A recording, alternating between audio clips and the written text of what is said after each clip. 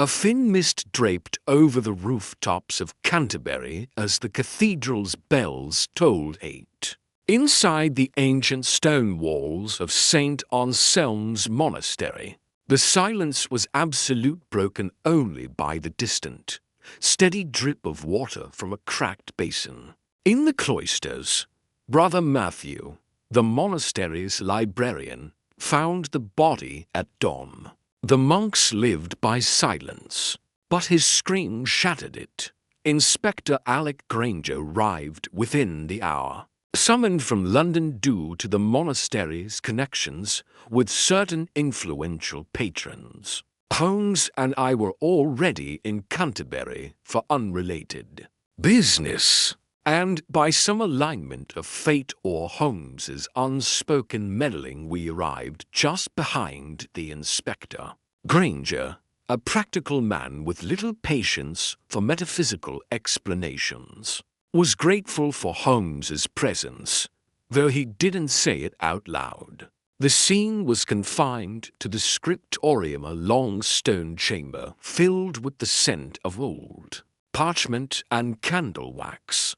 The body of Brother Ignatius, the monastery's archivist, lay crumpled beneath a shattered stained glass window. A heavy iron candelabrum had fallen from above and crushed his skull. No signs of forced entry, no footprints, and all the doors were locked from the inside. The only clue, a half-burned piece of parchment clutched in the monk's hand. Its ink blurred but legible, a confession. I have sinned before God and men. I alone bear the weight of the truth buried within these walls. Forgive me, for I could not speak it aloud. There was no signature. Holmes knelt by the parchment without touching it. Eyes narrowing, a confession, he murmured, but not to murder. And why burn it? Granger stood beside him. Looks like he was preparing to come clean. Guilt pushed him to end it all. Holmes turned his gaze to the broken window. He could not have leapt. The window is 2 feet wide and barred, nor did he commit suicide with a candelabrum. Someone wanted this to look theatrical. Locked from inside, I said. No exit, unless... Holmes replied, we're looking at the wrong kind of exit. He paced to the bookshelf behind the body. Several volumes were misaligned, one noticeably newer than the rest. Holmes reached for it, then stopped. Watson, observe. Dust pattern on the shelf. This book has been removed frequently. Why? In a place of silence and order, disorder is telling. He removed the book Lives of the Saints, 1879 edition, and, behind it, found a tiny hinge. With a sharp press, the entire shelf swung forward with a groan. Behind it, a narrow, vertical shaft descended into darkness, a ventilation shaft. No wider than a man's shoulders, Holmes observed. Vertical drop 15 feet at least into the kitchens below, and only someone familiar with the monastery could know of it. Granger shook his head. There's no motive, no suspect. Everyone says Brother Ignatius was loved, respected, a recluse. Yes, but no enemies. No visible enemies, Holmes corrected. But someone feared what he was about to confess. We spent the rest of the day speaking with the monks. They were cooperative, but guarded, bound by vows of silence and devotion. Brother Matthew, shaken and pale, told us Ignatius had been restless of late, often found walking the cloisters alone at night. Muttering prayers to himself, he kept asking about the ink that never dries.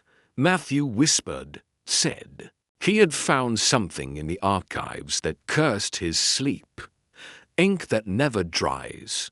Holmes repeated, intrigued. Brother Thomas, the monastery's alchemist and keeper of inks and pigments, offered little, merely superstition. He said, "We brew our own ink iron gall, nothing more." But Holmes lingered near the inkwell, on Thomas's desk, dipping a finger into the dark substance.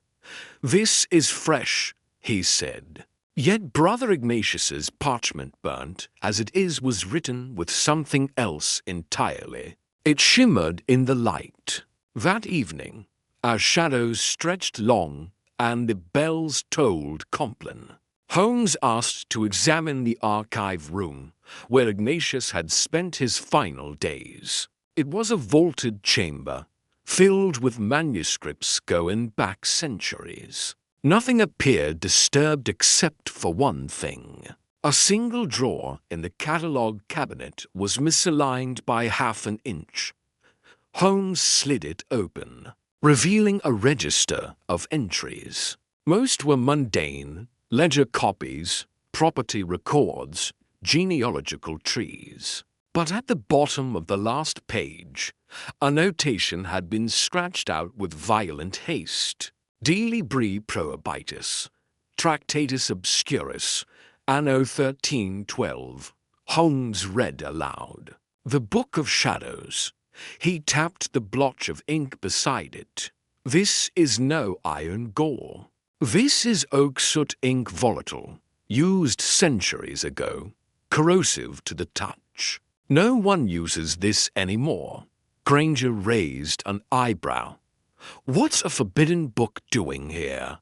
Holmes replied, "That is what Brother Ignatius was about to confess.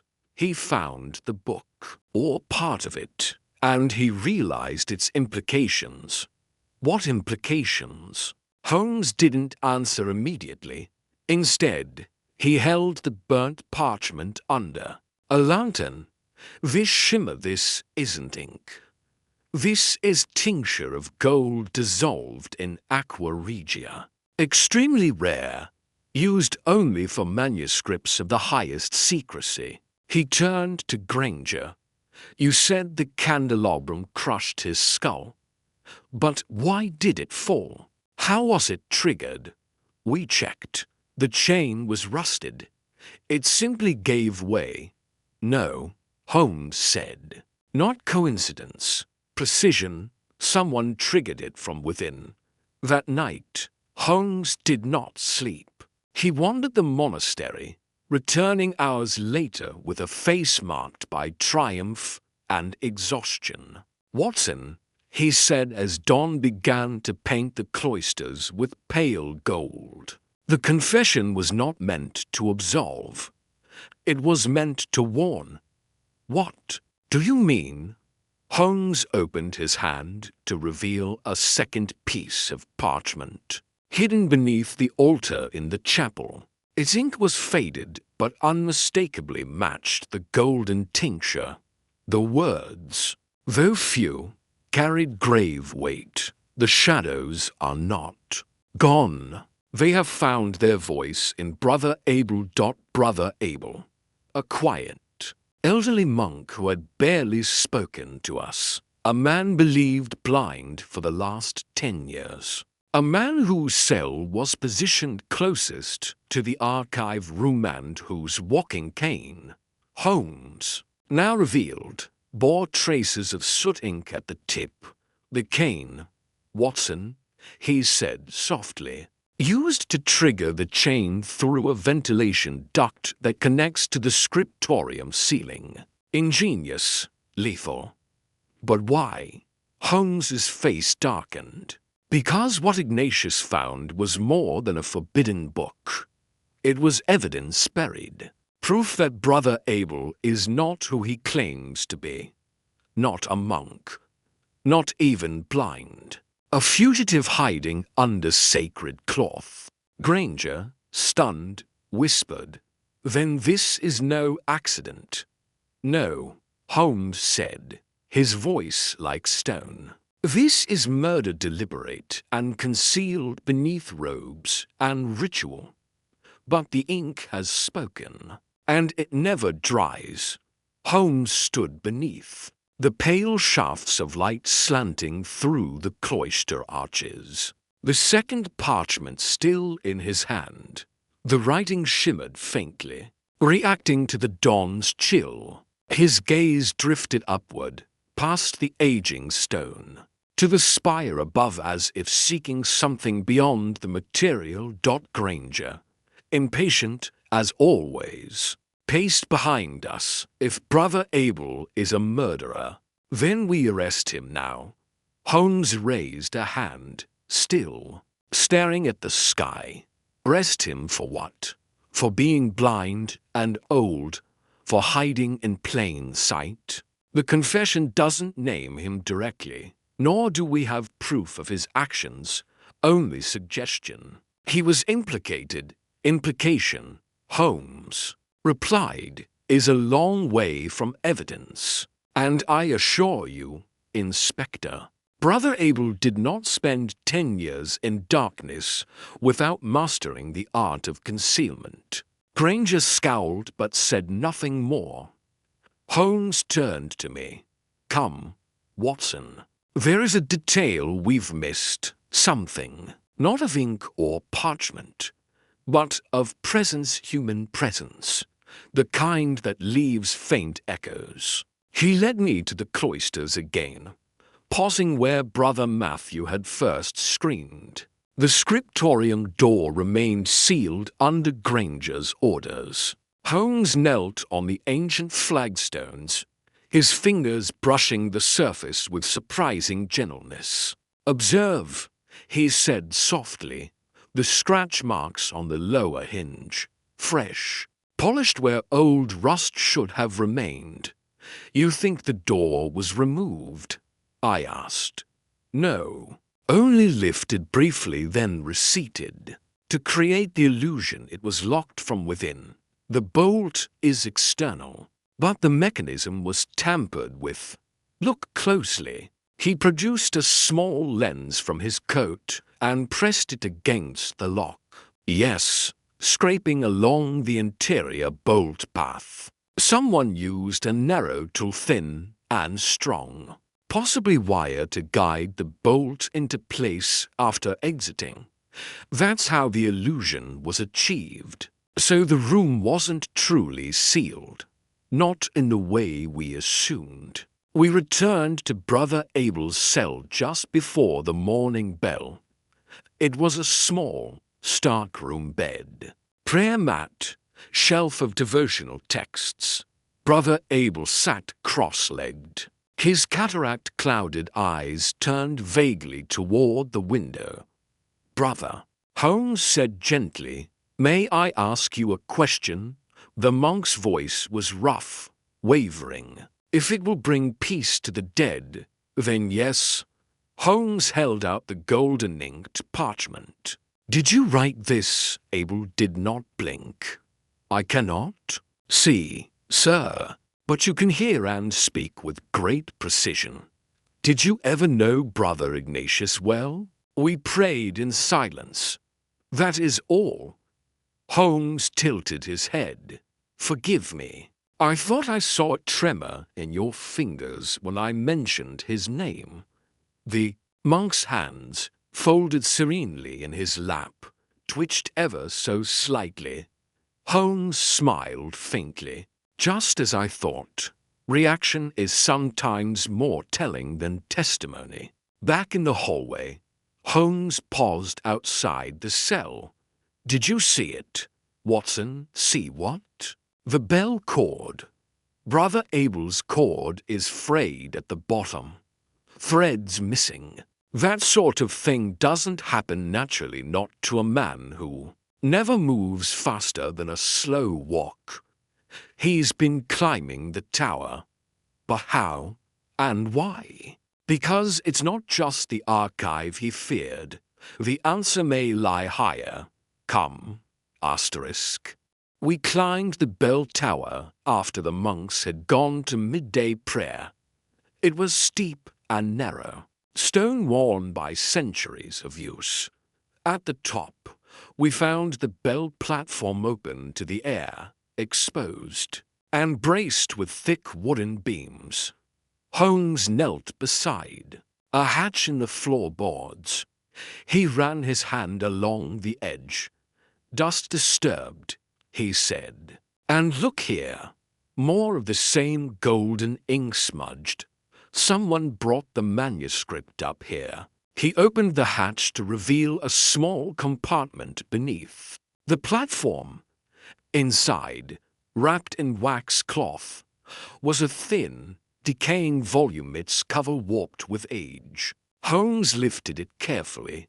Tractatus Obscurus, the Book of Shadows. The air seemed colder as he opened it, revealing lines of shimmering script, Latin, Aramaic, and something else. The ink shone like starlight even in shade. Brother Ignatius was afraid not just of what he read, Holmes murmured. He feared what it proved, and someone feared that he might reveal it. He replaced the book, sealing it again in its hiding place. We descended, only to find Brother Matthew waiting at the bottom of the stairs, white as chalk. "You must come," he whispered. "Something's happened." He led us to the infirmary, where Brother Thomas the alchemist lay motionless on a cot, lips blue, a faint sheen of sweat on his brow. The apothecary kit lay open beside him. Holmes stepped forward. "Poison," Matthew nodded. "He brewed his own tonics. But this wasn't his doing. He never would have used monkshood in a sleeping draught." Holmes examined the bottle. Deliberate substitution. Someone meant to silence him. But why now? We left the infirmary in silence. Holmes said nothing for a long time as we returned. "To the cloisters. At last," he said. "Brother Thomas was the only one who could verify the ink. He may have recognized its source, perhaps even suspected its use in the manuscript. He became a threat, so whoever murdered Ignatius is tying up loose ends," I said grimly. "Indeed. But the noose is tightening in both directions. They acted hastily. A mistake was made." He stopped suddenly near the refectory wall and stooped. "Look," he said. A small object had fallen between the flagstones, a brass button, worn at the edge. Holmes picked it up, examined the back, and nodded to himself. "This doesn't belong to a monk's habit, nor to any robe worn in this monastery." Granger appeared, summoned by one of the younger monks. Holmes handed him the button. "Inspector, I suggest you check with the cathedral's archives. That button belongs to an official clerical uniform, not of this house, but from the diocesan archives next door." Granger frowned. "Someone from the outside?" "Not entirely," Holmes said. "Someone who straddles both worlds. A guest, perhaps, someone trusted, someone not bound by vows." His eyes turned eastward toward the cathedral's guest quarters. "Brother Ignatius was killed because he found something in ink," Holmes said. "Brother Thomas was poisoned because he understood what that ink meant. And now we have our first tangible object of thread that leads not deeper into the monastery, but outward." I saw the gleam in his eye again, the one that always came just before the web began to unravel. "We're not dealing with a single murder," he said. "We are tracing the shadow of a man who never intended to be seen, until Brother Ignatius found his name written in gold." The cathedral guest quarters stood in quiet contrast to the cloistered world of the monastery, wooden floors instead of stone. oil lamps instead of candles, and a soft murmur of movement that spoke of looser disciplines. Holmes and I followed Inspector Granger through the long corridor, passing several rooms occupied by ecclesiastical visitors. One door, near the end, bore a discreet brass plaque, Reverend Canon Bartholomew Kent. Granger knocked twice. The door opened almost at once. Canon Kent was tall, broad-shouldered, with a face chiseled like a Roman bust and eyes that sparkled too brightly for his profession. He wore a fine wool cassock, richly dyed, and the buttons on his chest Holmes noted with a glance matched the one found near the refectory. "Gentlemen," Kent said with a genial bow, "come in. I heard there was some incident. The monks are whispering. More than incident, I'm afraid," said Holmes. "We'd like to ask you a few questions regarding your interactions with Brother Ignatius." The canon's brow furrowed. "Brother Ignatius, a reclusive sort. I passed him occasionally during my research visits here. We exchanged no more than pleasantries." Holmes's tone remained calm. "You are here as part of an ecclesiastical review of the monastery's archives." "Yes, correct. The bishop asked me to audit several documents for preservation. Nothing controversial, I assure you." "Were you aware Brother Ignatius had discovered a hidden manuscript Tractatus Obscurus?" Kent's expression flickered. "I've heard the name. A legend, really. No reputable archivist believes it truly exists. And yet," Holmes said, "someone found it. Someone tried to destroy it. And someone else died for knowing too much about its ink. For the first time." Kent's smile thinned. "You're suggesting I had something to do with the archivist's death?" "I'm suggesting," Holmes said quietly, "that the button found near the scene matches your cassock." Kent looked down. "I lost one 2 nights ago. Couldn't say where. But I haven't been near the refectory since I arrived." "A small contradiction," Holmes mused. "Your room is directly above the chapter house, and your route to the cathedral crosses that very corridor." Kent said nothing. Holmes let the silence deepen. "We'll speak again," he said finally. As we stepped back into the corridor, Holmes murmured his denial was too controlled. "Either he's an accomplished liar or he's lying about something else entirely." We returned to the cloister and found Brother Matthew arranging incense at the chapel altar. He seemed nervous as Holmes approached. "You found Ignatius, did you not?" Holmes asked. Yes, I did. I was going to the scriptorium to bring him some candles. He had poor eyesight, and the lights had failed, and the door was locked. Yes, I knocked. There was no answer.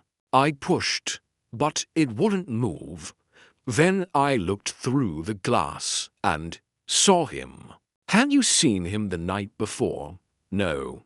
He dined alone and returned to the scriptorium. He often worked late. I assumed he was translating something." Holmes nodded. "Did anyone else come to the scriptorium that night?" Matthew hesitated. "I thought I saw someone enter, perhaps an hour before I found the body. A shape, cloaked. They didn't knock, they had a key. A key. All scribes have keys." Matthew said quickly, "But this person walked differently, not like a monk. Firmer steps. Confident. Could you tell if it was Brother Abel?" "No. Too tall." "Canon Kent?" "I can't say for certain." Holmes narrowed his eyes. "Why didn't you mention this before?" Matthew looked away. "I wasn't sure, and I was afraid I'd imagined it. The abbot forbids speculation." Holmes said nothing, but I could sense the wheels turning in his mind. We next found Brother Abel in the chapel garden, seated on a stone bench with a rosary in his hands, though his eyes were unfocused. His ears clearly caught our approach. "I knew you'd return," he said. Holmes crouched beside him. Brother Ignatius feared someone in this monastery, perhaps even you. Then he feared wrongly, and yet he hid his warning near the altar naming you. Why would he do that? Abel's lips trembled. Because he was mistaken, or manipulated. By whom? The old monk's voice dropped to a whisper. There are men in this world who wear the cloth, but serve no God. Holmes's gaze sharpened. Do you mean Canon Kent? Abel gave no answer. Holmes waited, then stood. You're hiding something, brother. I don't believe you're a murderer, but you know who is. The rosary beads clicked once between Abel's fingers. Ask the bell ringer. He said quietly, he sees more than the rest of us.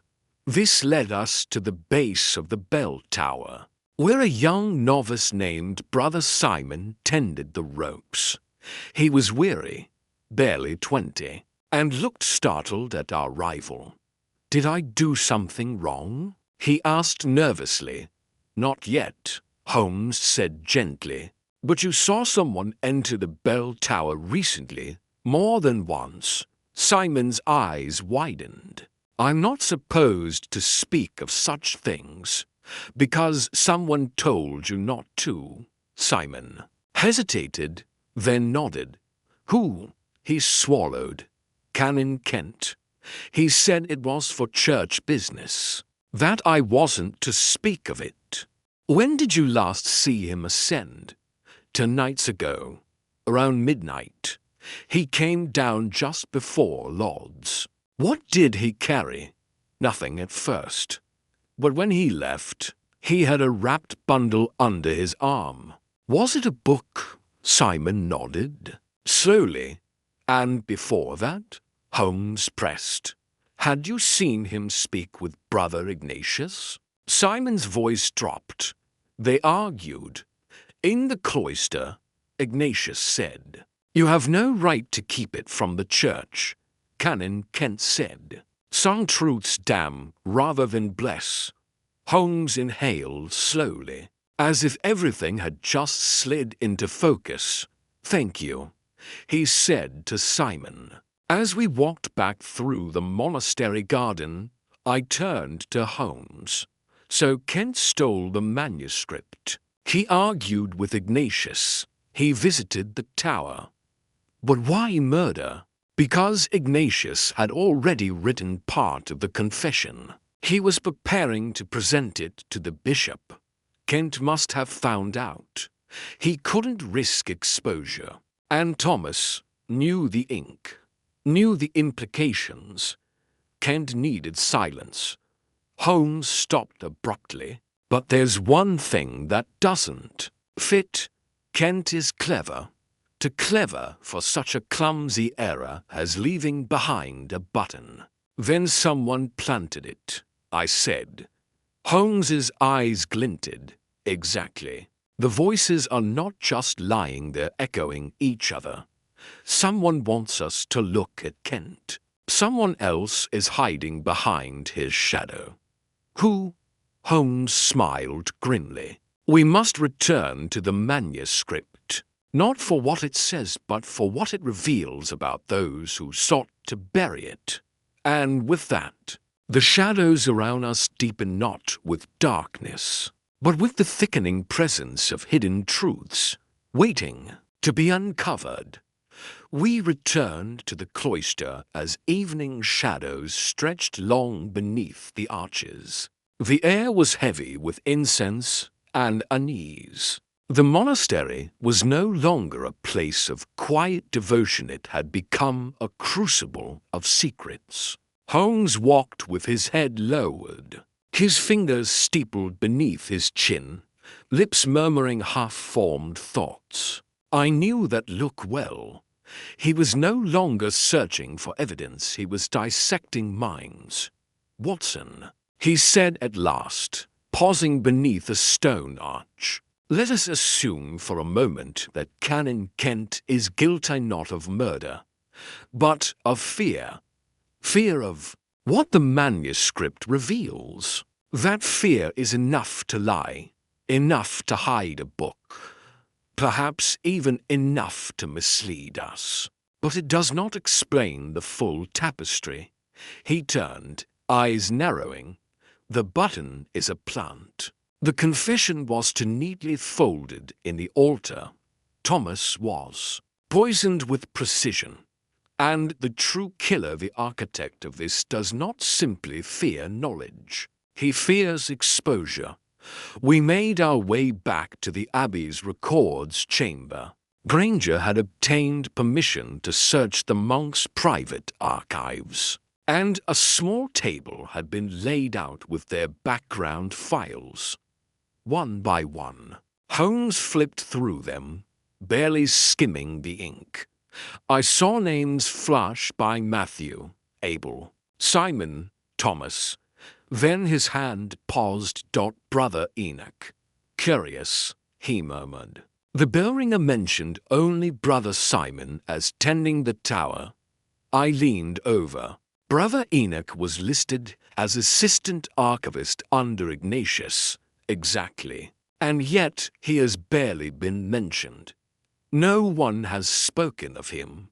No one has offered his alibi. He rose sharply and strode toward the eastern wing.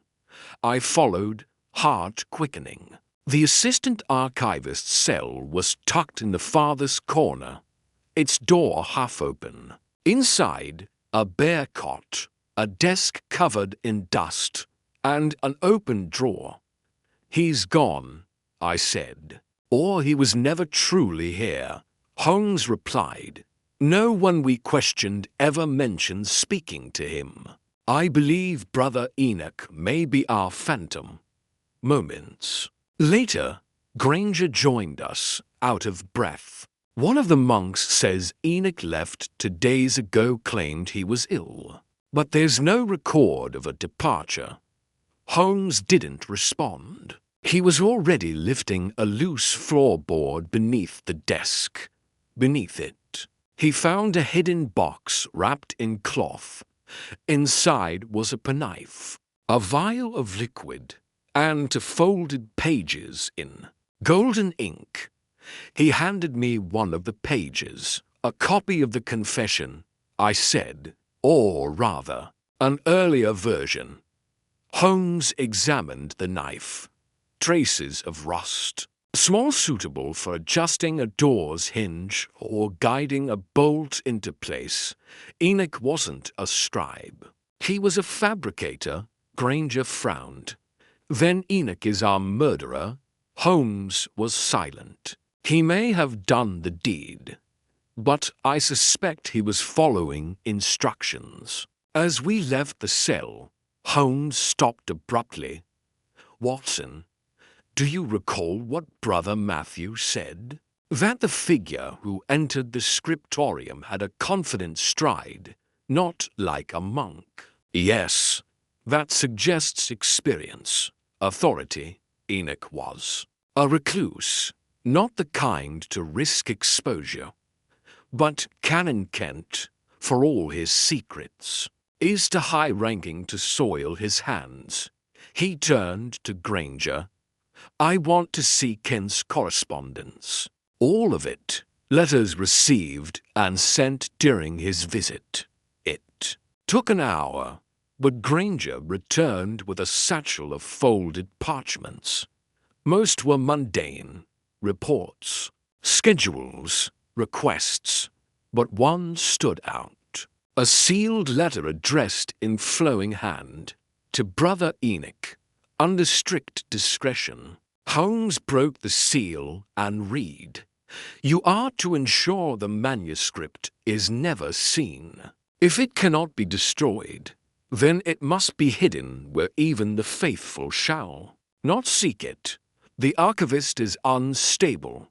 Should he attempt exposure, he must be silenced without scandal, without blood, if blood becomes necessary. Let it not be yours. Serve, and you shall be protected. It bore no signature."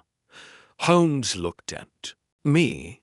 No name, but the style is familiar.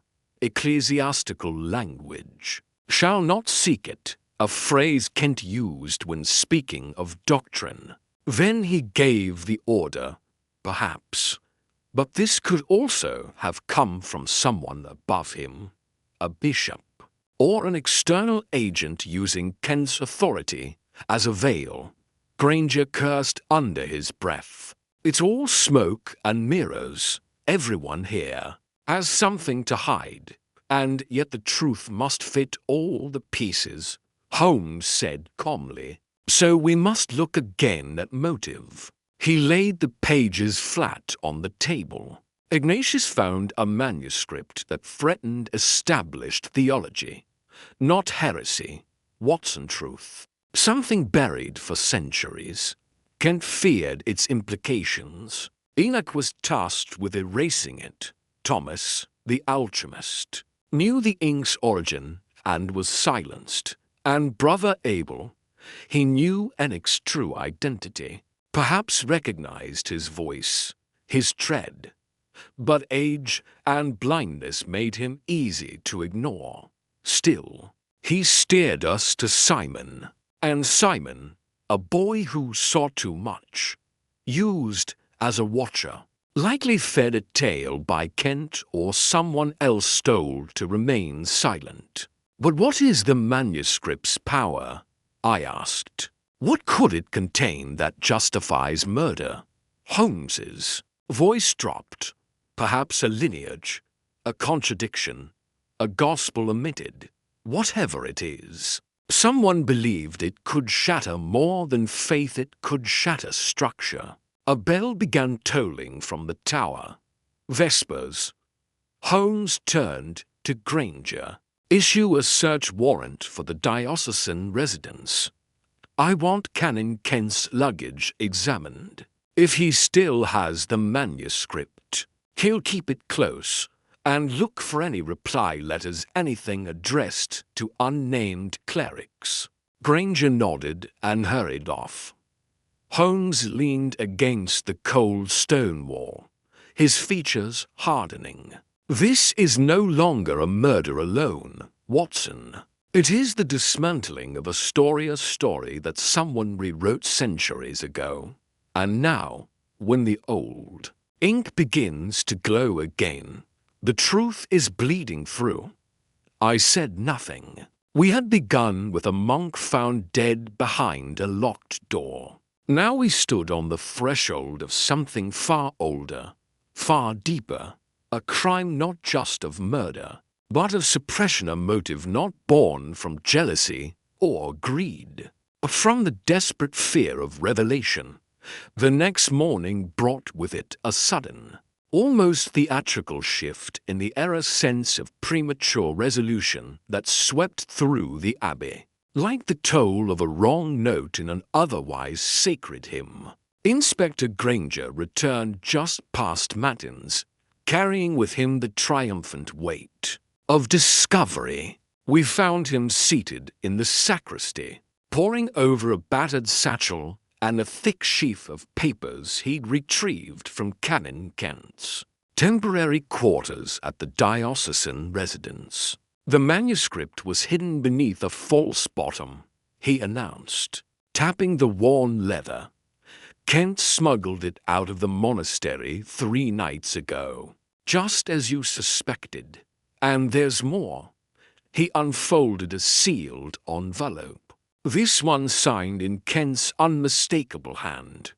"To the Reverend Chancellor of the diocese, Granger read aloud. I regret my silence, but I did what I believed necessary to safeguard the church. Ignatius had grown erratic, and his insistence on making that text public would have caused theological disarray. I did not harm him, but I feared he might bring ruin on us all.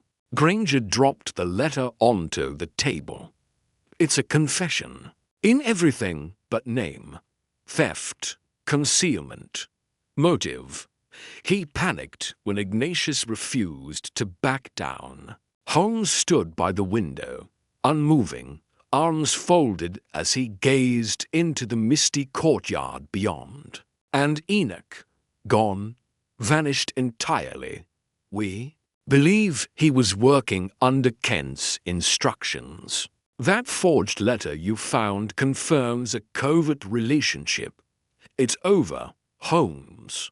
The bishop has already approved a formal rest. Holmes said nothing. I watched him closely, and though his face remained unreadable, I recognized the stillness. In him, it was not satisfaction, it was resistance. You disagree? Granger asked, a note of frustration creeping into his voice. Holmes turned slowly, his gaze sharp. I disagree with the timing, Inspector, not the direction. You have Kent's confession, yes, and you have the manuscript, but you do not have a murderer. Granger scowled.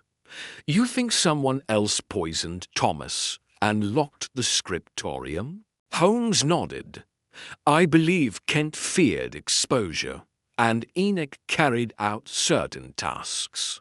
But Kent is a man of doctrine and politics, not of knives and cyanide.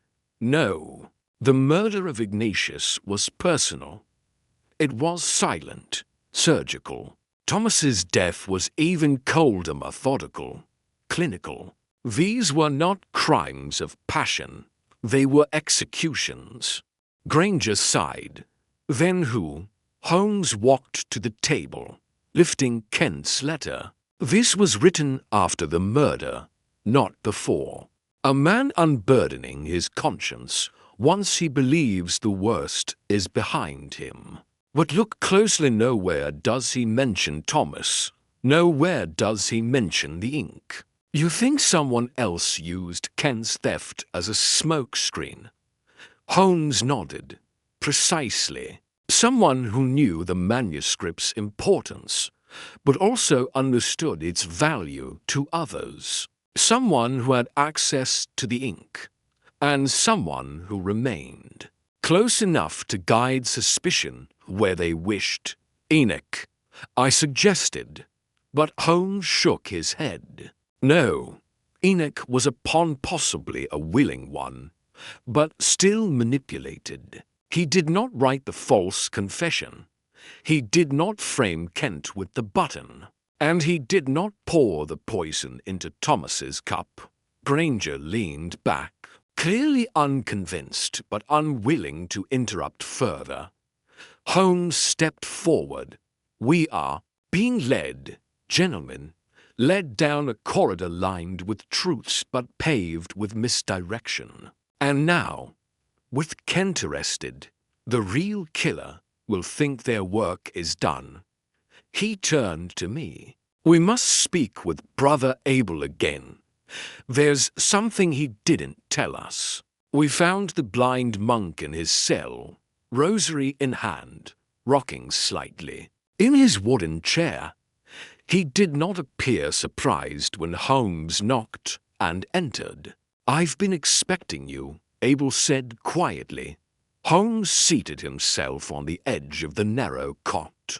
You steered us well, brother, but you've withheld something. I must ask you plainly now, what did you hear the night Ignatius died? Abel's fingers stilled. A voice, soft, female. That one word halted the air in the room. Female? I echoed. There are no women in the monastery. Abel gave a crooked smile. You see only walls, Dr. Watson, but voices carry through stone. There's a visiting scribe, Sister Miriam. She's been granted access to the library by special order, works under silence. But she knew Ignatius, Holmes murmured. And perhaps more than that, Abel nodded slowly. They used to meet before Compline. He trusted her. Too much, perhaps. We left at once.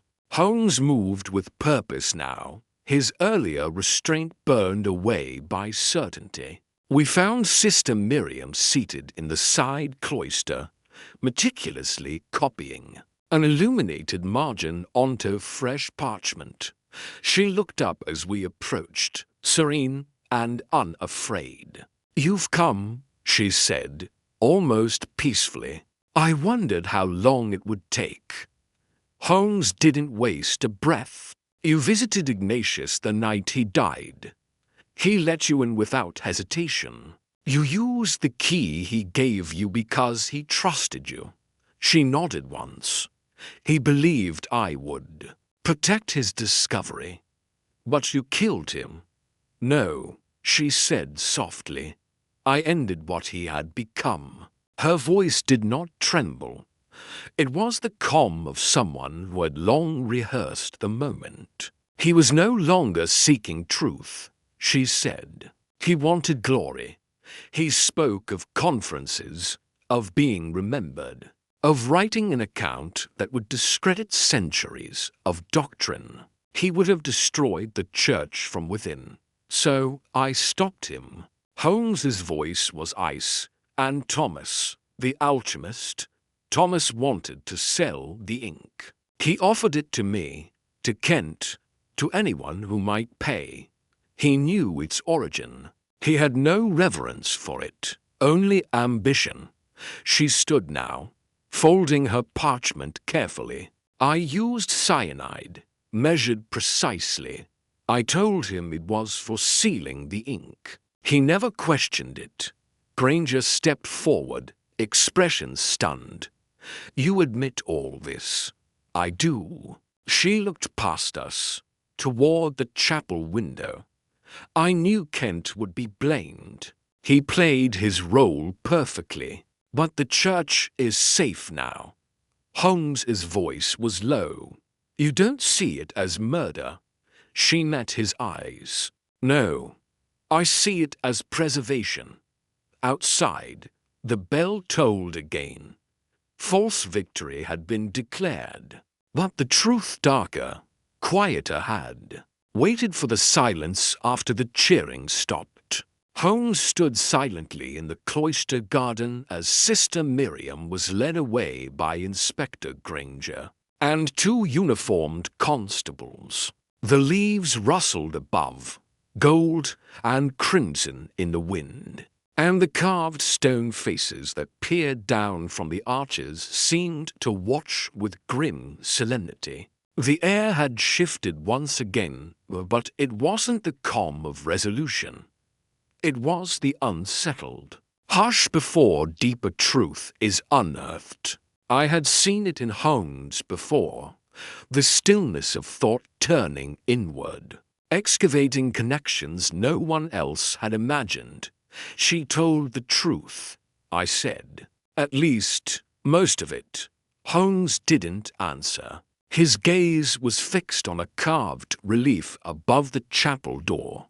A monk bent over a scroll. Surrounded by lions, she believed herself a protector.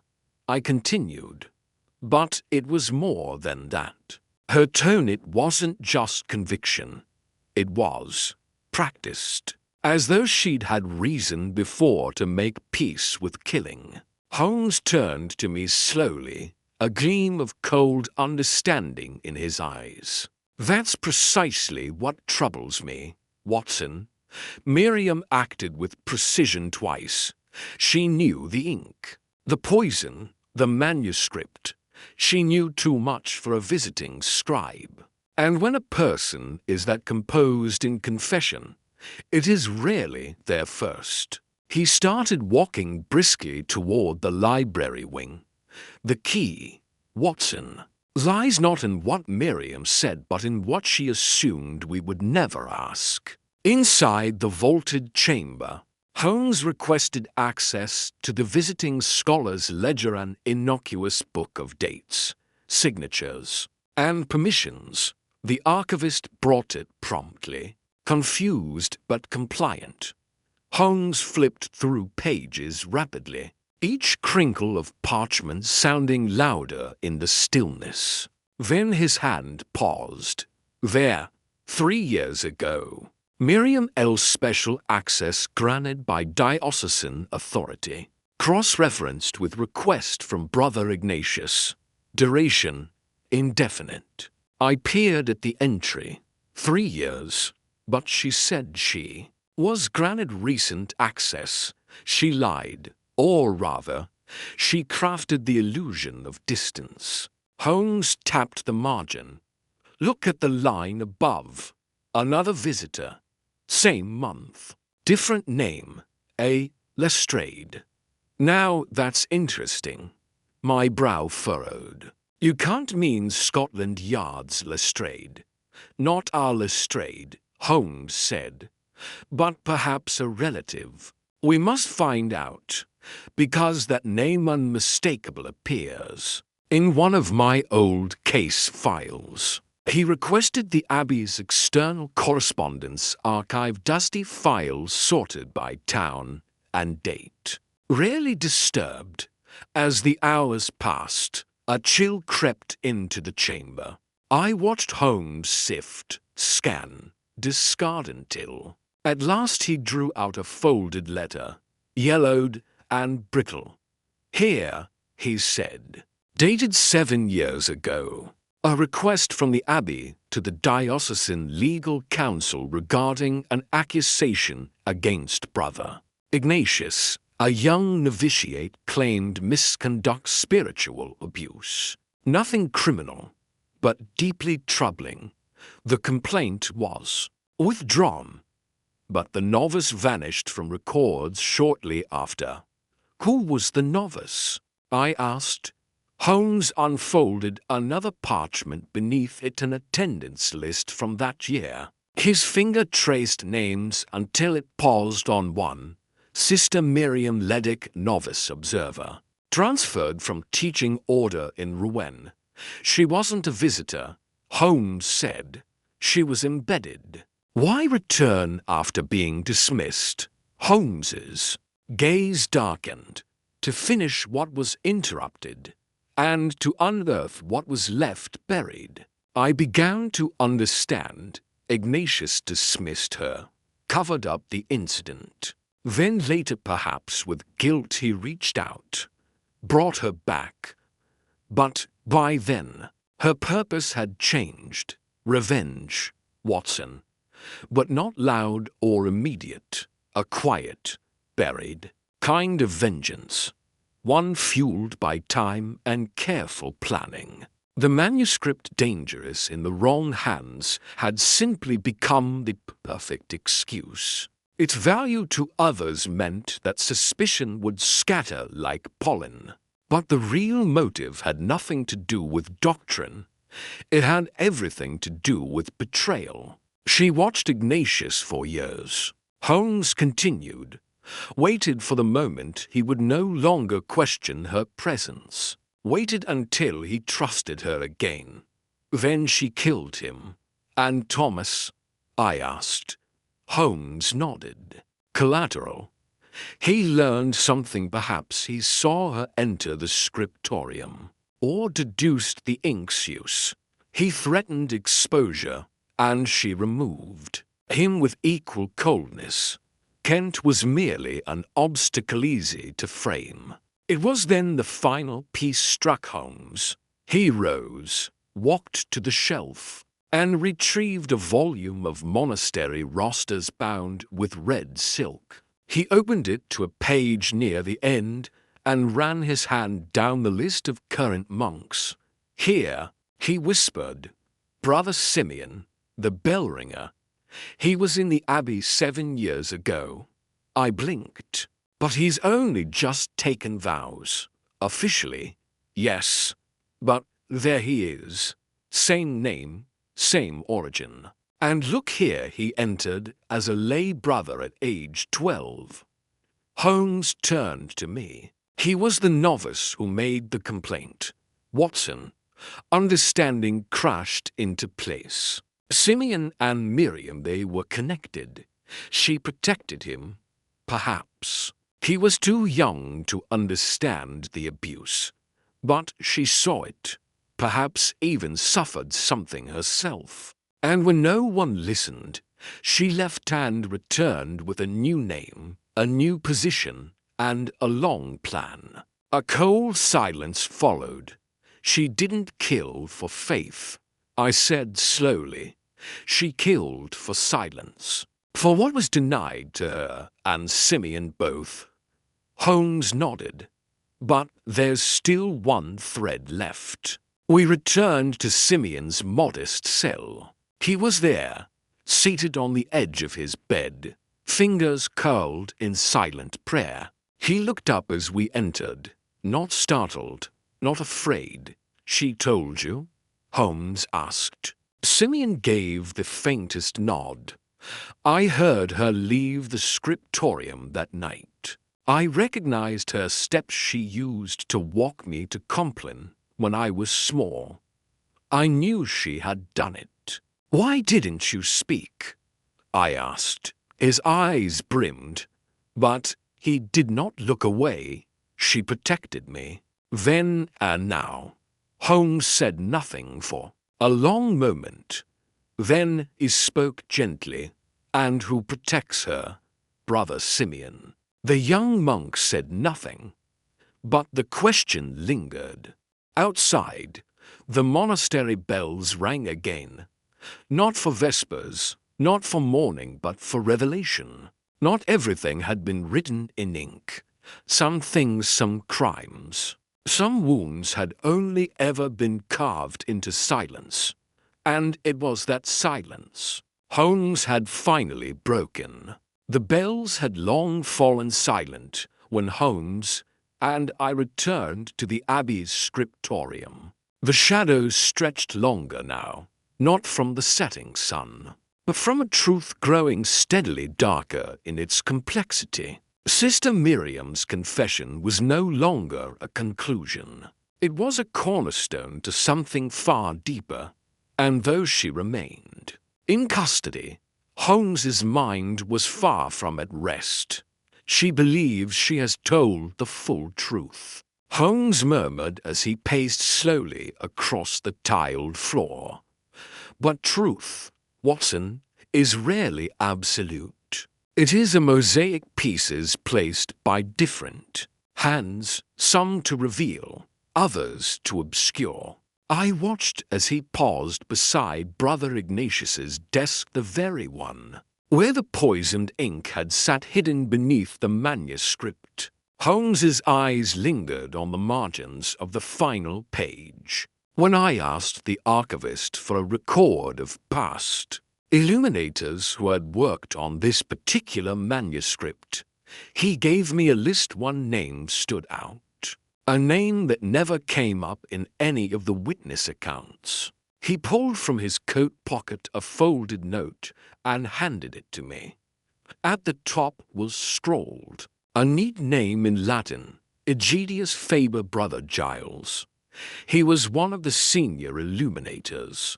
Holmes said, but he's been silent throughout. Too silent, and his room, as I discovered earlier, is curiously empty. Not abandoned, emptied. I raised a brow. He fled, or he was made to appear as if he had, Holmes said. But I suspect he is still here. The night deepened, and with it, Holmes's plan took form. It was not physical evidence he sought now, but tension, pressure, a fault line in someone's story that could crack under the right weight. He requested the monks and sisters be gathered in the refectory after Compline for an announcement. None refused, though many came with unease plain on their faces. I stood beside Holmes at the far end of the long stone hall, where candles flickered against the damp walls. He addressed the room quietly, his tone respectful but piercing. "This has been a place of contemplation," he said, "and yet now it holds secrets, one of which still lies buried. Sister Miriam acted out of pain and history, yes, but the ink she used, though fatal, was not the only source of death. The second murder, the poisoning of Brother Thomas, was far more refined. It required a steady hand and knowledge of what to conceal." A ripple passed through the assembly. Holmes raised a small object between his fingers, a silver stylus with a flattened nib. "Delicate and old. This," he said, "was recovered from the floor beneath the lectern near where Thomas fell. It belonged to Brother Giles, a master scribe. What is strange, however, is not that he lost it, but that he never sought to recover it. A craftsman does not abandon his tools." The crowd shifted. Several heads turned particularly toward the back, where a hooded figure stood against the wall. Holmes stepped forward. "I propose a test," he said simply, "not one of ink or fingerprints, but of light." He gestured, and the lights in the room were dimmed. A single candle was placed before the stylus. Holmes dipped the nib into a small vial of clear solution. He had prepared earlier a chemical compound he had explained to me in hushed tones. That would react only to a rare compound, alizarin oxidase, used in one particular batch of ink imported from the Levant, traceable to a single order placed by the Abbey to months prior. The ink had been reserved for restoration, never for writing. When Holmes passed the stylus across a strip of treated paper, a thin line appeared, first invisible, then slowly blooming red in the candlelight. A sharp intake of breath came from the back of the room. Holmes turned. There were two sources of poison. Miriam confessed to one. The second came from the ink Brother Thomas used to mark corrections in the margin of the manuscript, corrections no longer visible, because the page has since been replaced. From the shadows stepped Brother Giles. He was thinner than I remembered, his hands trembling slightly as he reached into the folds of his robe. But it was not a weapon he drew, it was a fragment of parchment, aged and frayed. "I tried to stop it," he said softly, "but when Thomas copied Ignatius's notes, he found discrepancies. The text Miriam was transcribing, it wasn't entirely authentic. There were forgeries, insertions, changes made by Ignatius himself years ago, meant to align certain prophecies with his own theological interpretations." Holmes stepped closer. "You discovered the alterations. I helped make them," Giles said, eyes glistening. "Decades ago, when I was young, he said it was harmless, that it would reinforce faith. But I kept copies. I grew ashamed. When Thomas found out, he threatened to expose everything. And so you killed him." I said grimly. "No," Giles said, suddenly urgent. "I warned him. But someone else acted faster. Someone who didn't want the Abbey disgraced, who had more to lose. I thought it was Miriam until I found this." He handed Holmes the parchment. Holmes scanned it, and his brow furrowed. It was a confession, hastily written in the margins of a hymn sheet. He saw me reading the falsified texts, It read. He knew they were changed. I couldn't let him go public. It would have undone everything we built. It was signed not by Giles, nor by Miriam, but by Abbot Renaud. The revelation struck the room like a thunderclap. The abbot stoic, reserved. Fatherley had remained largely in the background, facilitating access, mourning his brethren, calming unrest. Now Holmes turned to the assembled monks and raised his voice. "This," he said, holding the parchment aloft, "is not just a record of guilt. It is a mirror to every decision that led to these deaths." Abbot Renaud did not strike with his own hand, but he ensured silence shaped lies. And when truth threatened to rise, he buried it again. In the stunned silence, Renaud slowly stood. "I did what I thought best," he said, "for the Abbey, for the faith." Holmes stared at him coldly. "Faith built on lies cannot endure, Abbot. You believed yourself a shepherd, but you let the wolves walk among the flock." The hall fell into hushed chaos as Renaud was escorted away. Brother Giles collapsed onto a bench, weeping silently, and still Holmes stood, motionless in the candlelight, the falsified page in one hand and the glowing test strip in the other. "The truth," he said softly to no one in particular, "glows brightest when the darkness thinks it has swallowed it whole." The refectory slowly emptied, leaving behind the echo of whispered prayers and shaken consciences. Abbot Renaud had been taken into custody. His shoulders bent not under shackles, but the weight of collapse. Brother Giles remained seated, long, after the others had gone, staring at nothing, perhaps remembering the ink-stained sins of his youth. Holmes stood beside me, still clutching the abbot's confession and the thin sliver of evidence that had cracked the mask of righteousness. But I saw something shift in his face, a tightening around the eyes, a flicker of unease not tied to triumph. "We're not done, Watson," he said at last, slipping the confession and stylus into the inner pocket of his coat. "There's still something wrong." I followed him out into the cloister, where the wind dragged dry leaves in circular patterns against the stone. The silence of the abbey returned like a held breath. The storm, we thought, had passed, but Holmes sensed otherwise.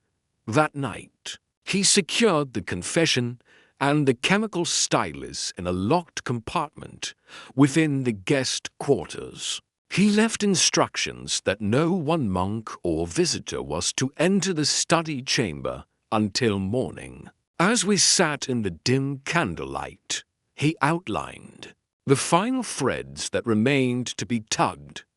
"Too much rests on the abbot's shoulders," he said. "But guilt does not always stop with one man. We now have motive, method, and a confession. Yet who placed the poisoned ink beneath the manuscript? Who made certain Brother Thomas would use it?" I frowned. "Surely the abbot himself." Holmes shook his head. "No. Renaud had power, yes, but not the access. He relied on others to carry out the finer details. There is one player left in this game, Watson. Someone clever, someone patient, when dawn came." So did the silence and the horror? The locked chamber had been breached. Holmes burst into the room with a force I rarely saw in him. The lock, picked with surgical precision, hung askew. Inside, the desk had been emptied, the confession gone, the treated chemical stylus missing. Even the sample strip Holmes had used for his demonstration had vanished. Only a faint smear of wax remained on the edge of the desk, where the candle had been extinguished prematurely. "Damnation," Holmes muttered, dropping to one knee and inspecting the lock. This was no accident. This was a message. I stood, stunned. But who would have the nerve? Everyone believed the case was over. Holmes stood slowly, his hands now clenched. Only someone who feared it had just begun. We hurried to the Abbey's modest holding cell, where Abbot Renaud had been kept for questioning.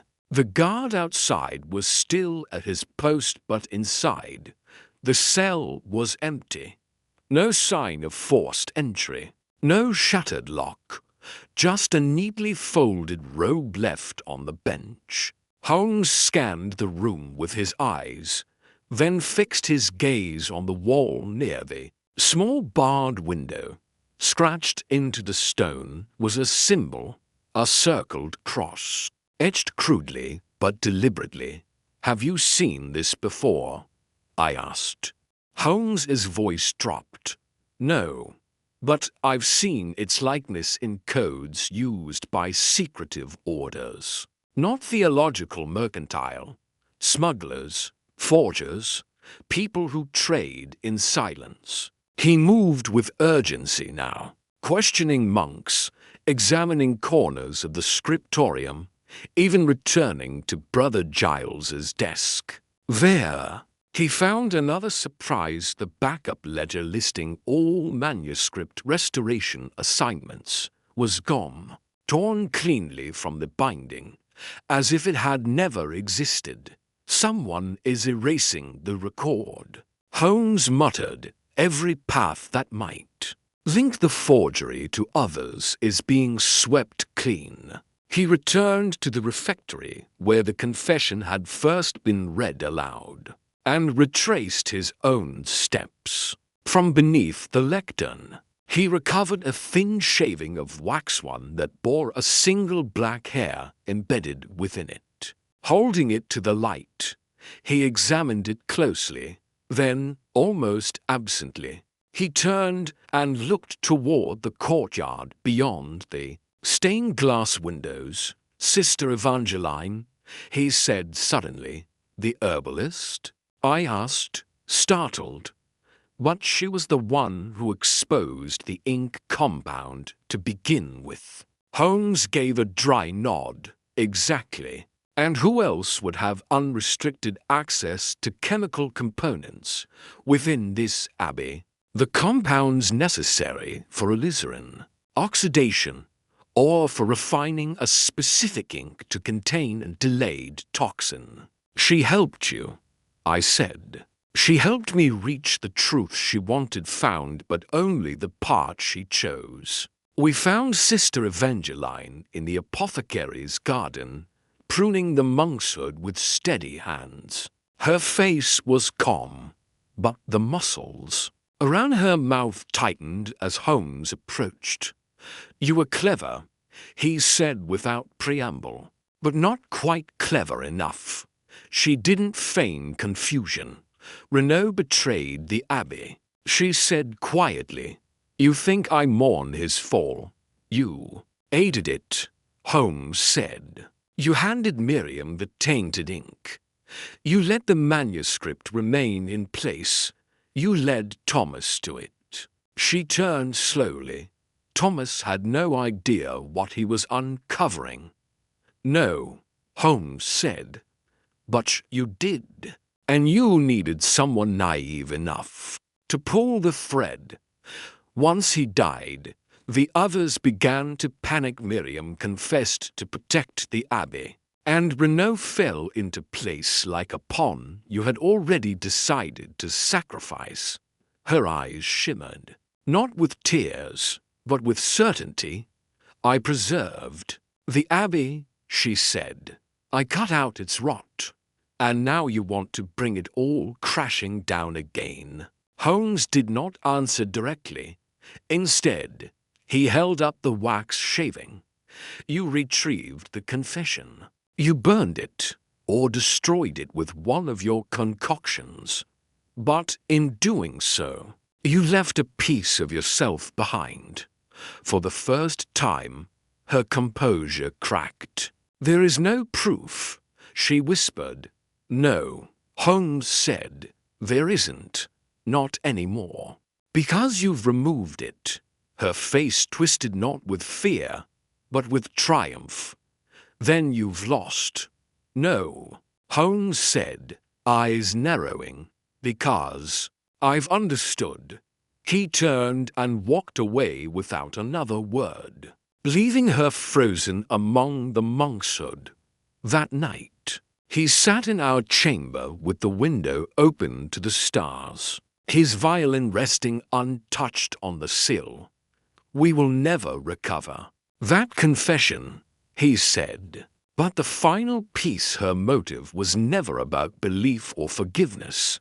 It was about control. She feared what would happen if the Abbey's legacy collapsed. "Do we reveal her?" I asked. Holmes shook his head. "Without evidence, she would survive the fire again. But she knows now that I know, and I will watch her." The wind stirred the pages of his notes, and he let them fall still. "Sometimes, Watson," he said, "truth is not extinguished by darkness but by silence well-timed. But even silence leaves echoes." And as we prepared for the final act of this tangled drama, we both understood the most dangerous enemy was no longer the killer in the shadows, but the one who knew how to make the truth disappear. The night that followed Sister Evangeline's veiled confession was restless. Holmes sat silently by the open window, his fingers occasionally twitching as if itching for the strings of his violin. But he never lifted it. I watched him, his gaze fixed not on the courtyard below, but on something deeper, intangible perhaps, a silent calculation unfolding in his mind. The confession was gone, the ledger erased, and yet the game, he had insisted, was not over. Dawn had barely broken when the Abbey bells rang not in their usual rhythm, but in panicked, discordant strikes. I was on my feet before the final toll faded, and Holmes was already halfway to the cloister. A monk burst past us in the corridor, breathless and pale. "Brother Giles," he gasped. "The tower. We found the body on the stone floor below the bell tower, limbs twisted unnaturally, robes fluttering like fallen wings. Brother Giles." The quiet copyist whose trembling hands had once inked truth now lay broken, his eyes wide with the final shock of betrayal. Blood pooled slowly beneath his head, mingling with shattered fragments of his spectacles. Holmes knelt beside him, brushing the collar back gently. "He was pushed," he said coldly. "The angle of the break in the neck, this was no fall." He never had time to scream. A growing circle of monks gathered, murmuring prayers, their faces pale with horror. I noticed Sister Evangeline standing in the shadows of the archway. Her hands were folded, expression unreadable. Holmes turned to the Abbey's guards. "Seal the bell tower," he ordered. "No one leaves the Abbey grounds. No one." He moved like a man fighting both urgency and dread.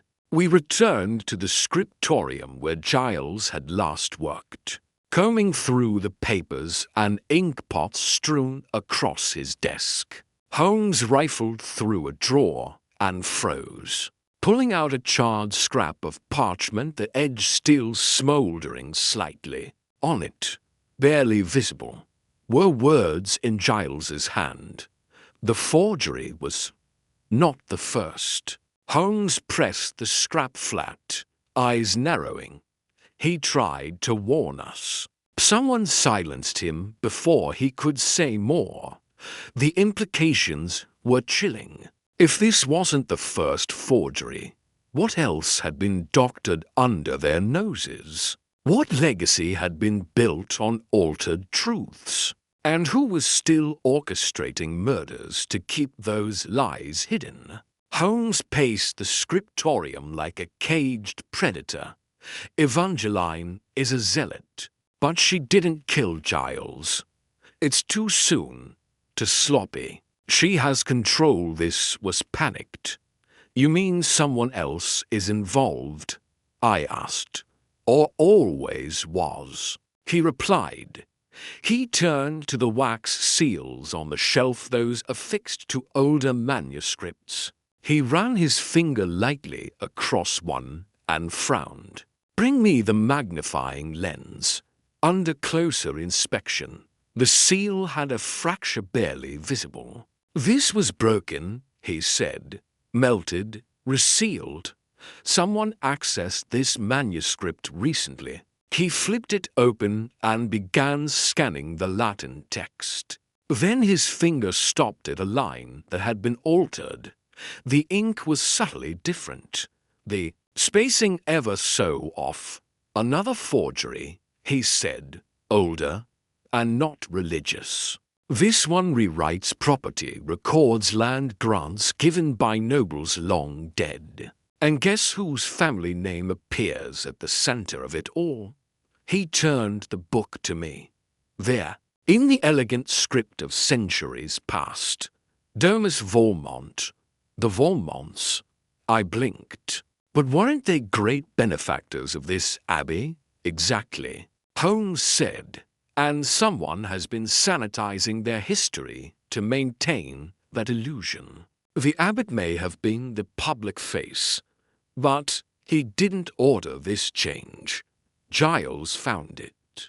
It struck me then. Brother Giles was once Valmont's secretary before joining the abbey, and thus privy to their secrets. Holmes said grimly.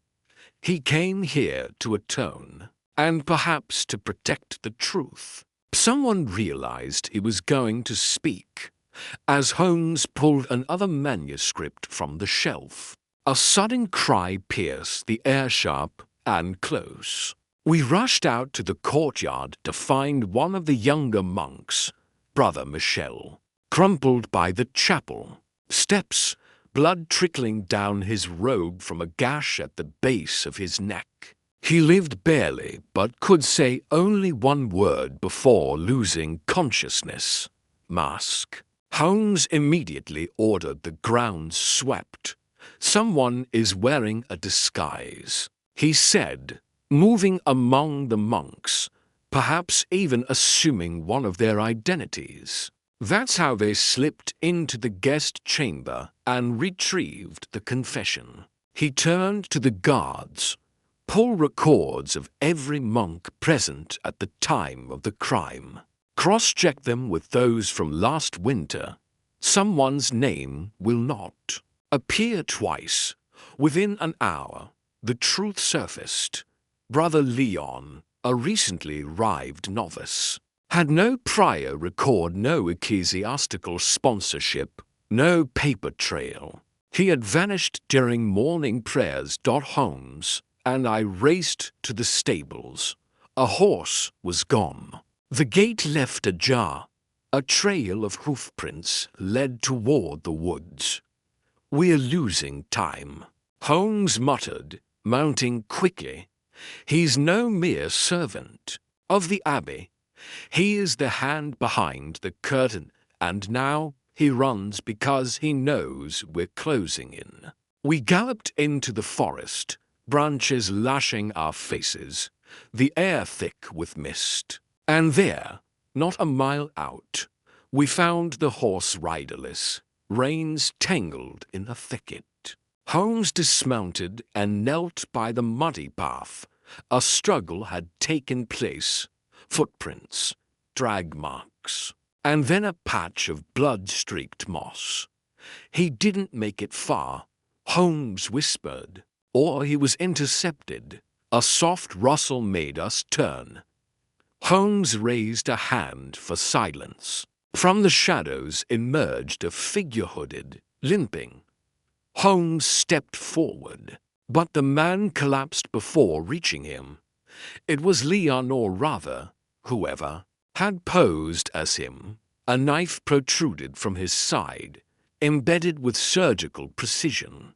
Holmes knelt beside the dying man. Who did this? He demanded. The man's eyes fluttered open. The ink. He rasped. It was older than you know. Who ordered the forgeries? He smiled faintly. Not ordered. Inherited.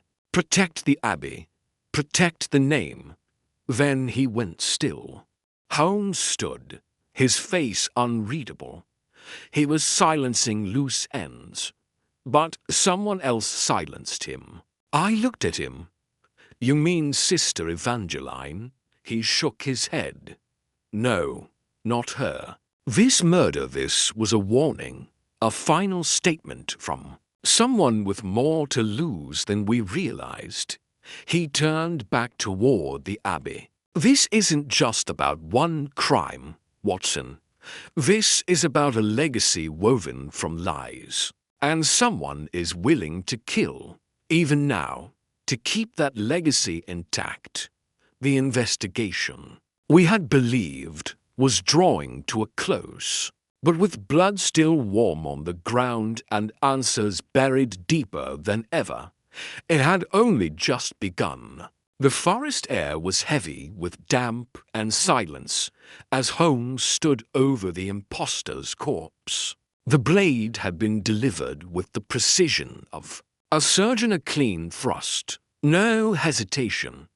Whoever had done this had not merely killed. They had executed. The false brother Leon had been silencing others. Yet he himself had been silenced before he could name his master.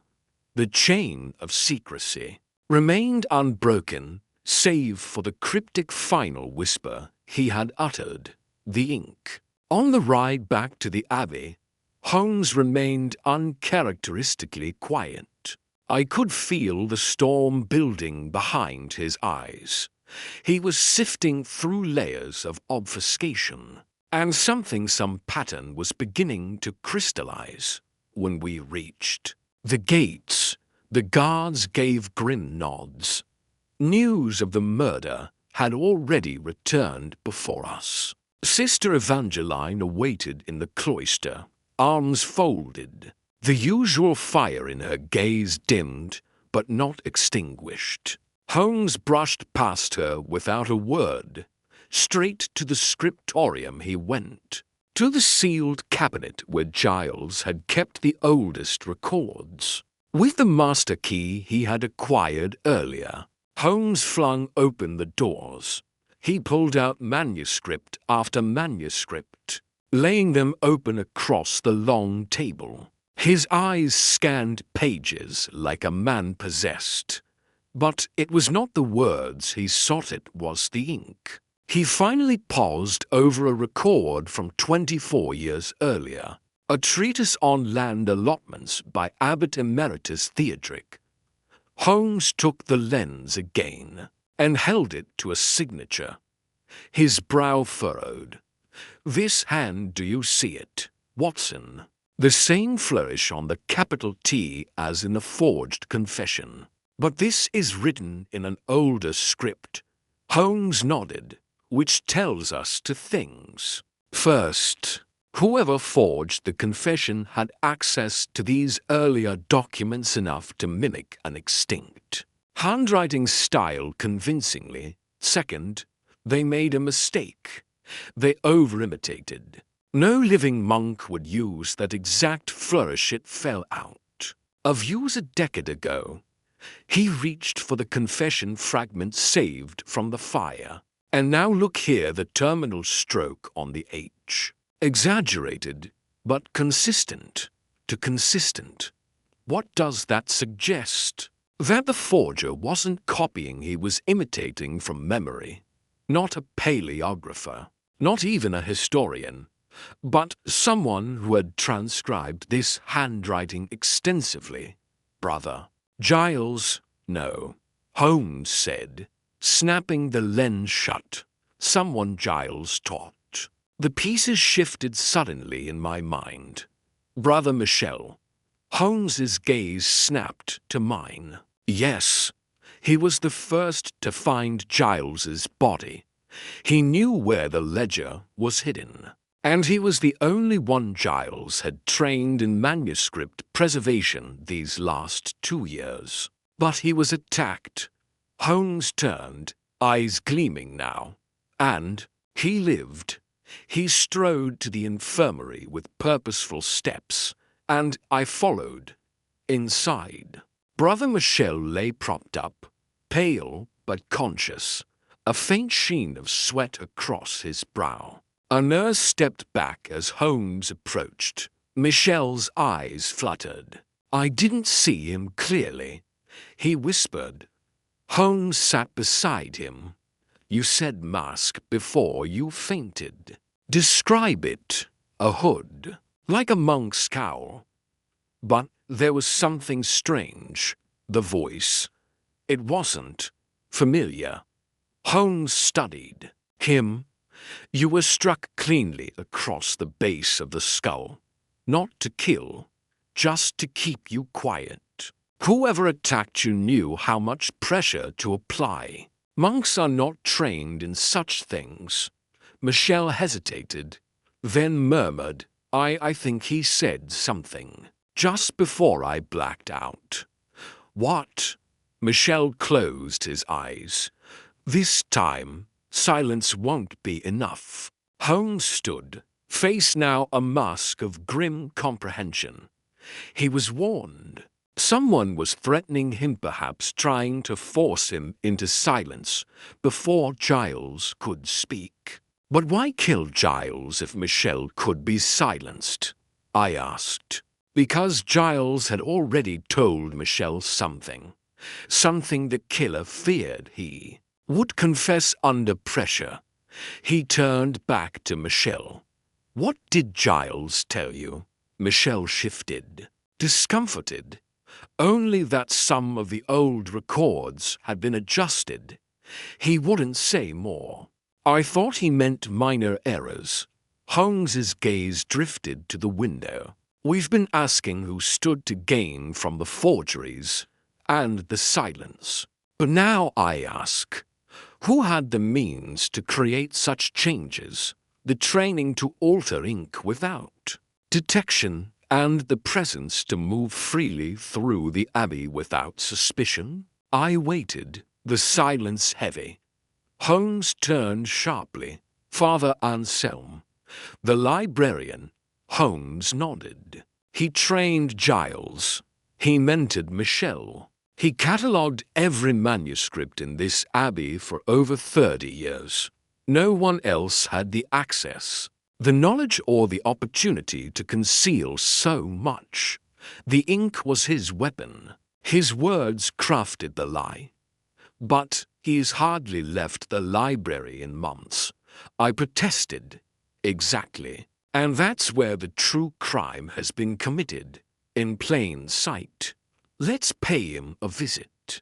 We climbed the spiral stair to the old scriptorium tower, where Father Anselm spent most of his days. The door was ajar. Inside, the air was thick, with old parchment, melted wax, and the faint scent of lavender unusual. Holmes stepped inside cautiously, Father Anselm, from behind the tall lectern. The old man emerged slowly, his beard trailing down his chest, his eyes shadowed by thick brows. I heard about Giles, he said quietly. Holmes walked to the shelves and ran a finger along the spines. You've been the quiet steward of this abbey's memory, but some memories, it seems, have been carefully rewritten. Anselm's lips tightened. I have preserved what needed preserving, even when it meant altering truth. Anselm did not answer. Holmes picked up a manuscript. This one annotated in your own hand, yet dated 2 years before you were elevated to librarian. A mistake. A pause. I had help, Anselm finally said, from someone who knew what truths were too dangerous to survive. Holmes's voice was calm, deadly. Valmont. Anselm nodded slowly. He gave generously to protect the abbey, to protect the faithful. And in return, you forged history for him, silenced dissent, buried truth. Anselm's eyes darkened. Truth is a fire, Mr. Holmes. Left unchecked, it destroys. Sometimes, a gentle lie sustains more than it harms. Holmes took a step forward. Who killed Giles? Anselm looked away. I don't know, truly, but you know who ordered the attack on Michel. A long silence. Then, I warned Michel not to meddle, but someone else, someone who fears exposure, is cleaning up the remnants. Holmes drew a sharp breath. Valmont's son. He arrived in France last month. Took up residence in Lyon 2 days before the abbot died. You kept quiet because you thought you could contain it. But now, it's out of your hands. Father Anselm's hand trembled on the lectern. Holmes turned to me. We leave for Lyon tonight.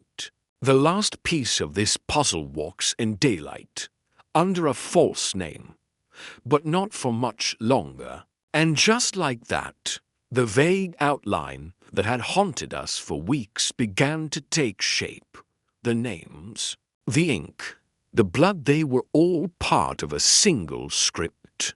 A script written by hands hidden in robes and sealed with wax long cooled. But now, at last, Holmes had the key, and the next chapter would not be written in silence. The train to Lyon rumbled through the French countryside beneath a thick veil of grey, rain-flecked sky. Holmes sat opposite me, a small leather-bound notebook open in his lap. He wasn't writing, only staring, eyes fixed on something invisible. His fingers tapped a silent rhythm against the edge of the seat, and though his body was still, his mind was marching miles ahead. We've been misled, he murmured, finally. I looked up. In what way? Holmes closed the notebook. We presumed this was about protection, about hiding some scandal in the Abbey's past land theft. Political ties, money changing hands. But what if the root of this isn't greed or even fear, but something personal? Personal. The ink, the forged confession, the tampered manuscript sold to elaborate for a mere financial cover-up. And Anselm, did you notice his phrasing? To protect the faithful. That wasn't about the Abbey. That was about someone specific. We arrived in Lyon after dusk. Holmes had arranged a meeting in a quiet corner of the archives departmentals, with a contact in the French civil registry. After some brief formalities, we were handed a sealed dossier. Inside, Holmes flipped through the pages swiftly, stopping. At one, his eyes narrowing. Baptismal record, he muttered. Nicholas Valmont, born 1867, illegitimate. Mother sister Genevieve. I stared. A nun? Holmes nodded grimly. She took her vows in 1866, gave birth the following year, transferred from the Lyon convent to a smaller house in Provence, under the care of a Father Theodoric, the very abbot who authored the land treatise I showed you. She died less than a year later, and the father, Holmes's eyes flashed. unlisted. But the child was placed under the care of a benefactor later adopted. The benefactor's name was Valmont, Etienne Valmont, the same man who funded the abbey's restoration, the same. But Nicholas didn't grow up under his own name. He was raised under the surname Delorme, his mother's maiden name.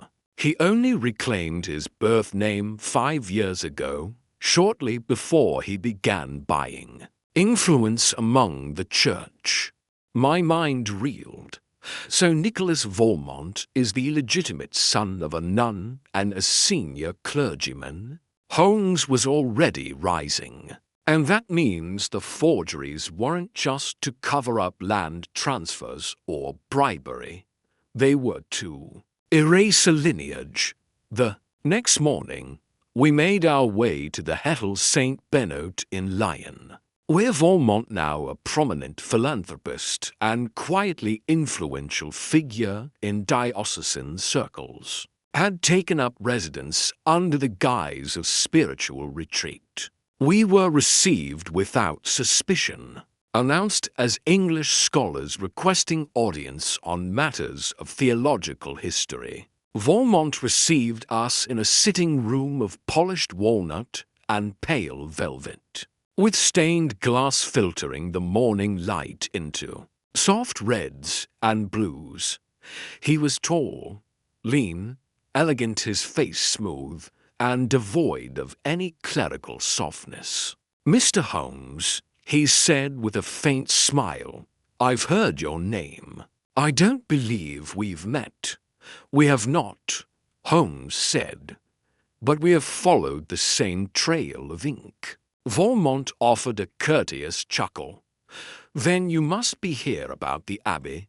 Tragic business. Though I've had little involvement there in recent years." Holmes sat across from him. "You arranged the forgery of a monk's confession. You ordered the murder of Brother Giles, and you attempted the same with Brother Michel." Valmont's smile did not falter. "Such accusations are grave. Do you have proof?" "I have ink," Holmes said, drawing a sealed parchment from his coat. "Original records from the Abbey, your own birth, preserved in writing, beneath the seal of a bishop long dead. You erased your mother's name from every document you could find, but you missed this one. And now we understand why you had to bury the truth, not just for yourself, but for your father." The smile thinned, faltered. Holmes leaned forward. "Who was it, Valmont, who fathered you?" A long pause. Valmont looked away, toward the colored light falling across the floor. "You think it matters to you?" "Yes," Holmes said softly. "You have killed to protect his name. That means something." Valmont's jaw tightened. He was a saint in public, but to her, he was ruin, and she died for it. She died believing she had shamed God. They called her impure, unfit. They exiled her to a silent corner of the church and left her to rot. My mother was not weak, Mr. Holmes, but she was broken, and I was the stain she could not wash away." Holmes remained still, expression unreadable. "I swore," Valmont went on, "I would cleanse the church of its hypocrisy. I bought my name, my place. I created a path where there had been none. But those monks, those cowards, they kept the truth alive in whispers. Giles had found the old records. He was going to speak. I couldn't allow it. So you forged the confession of a dead man.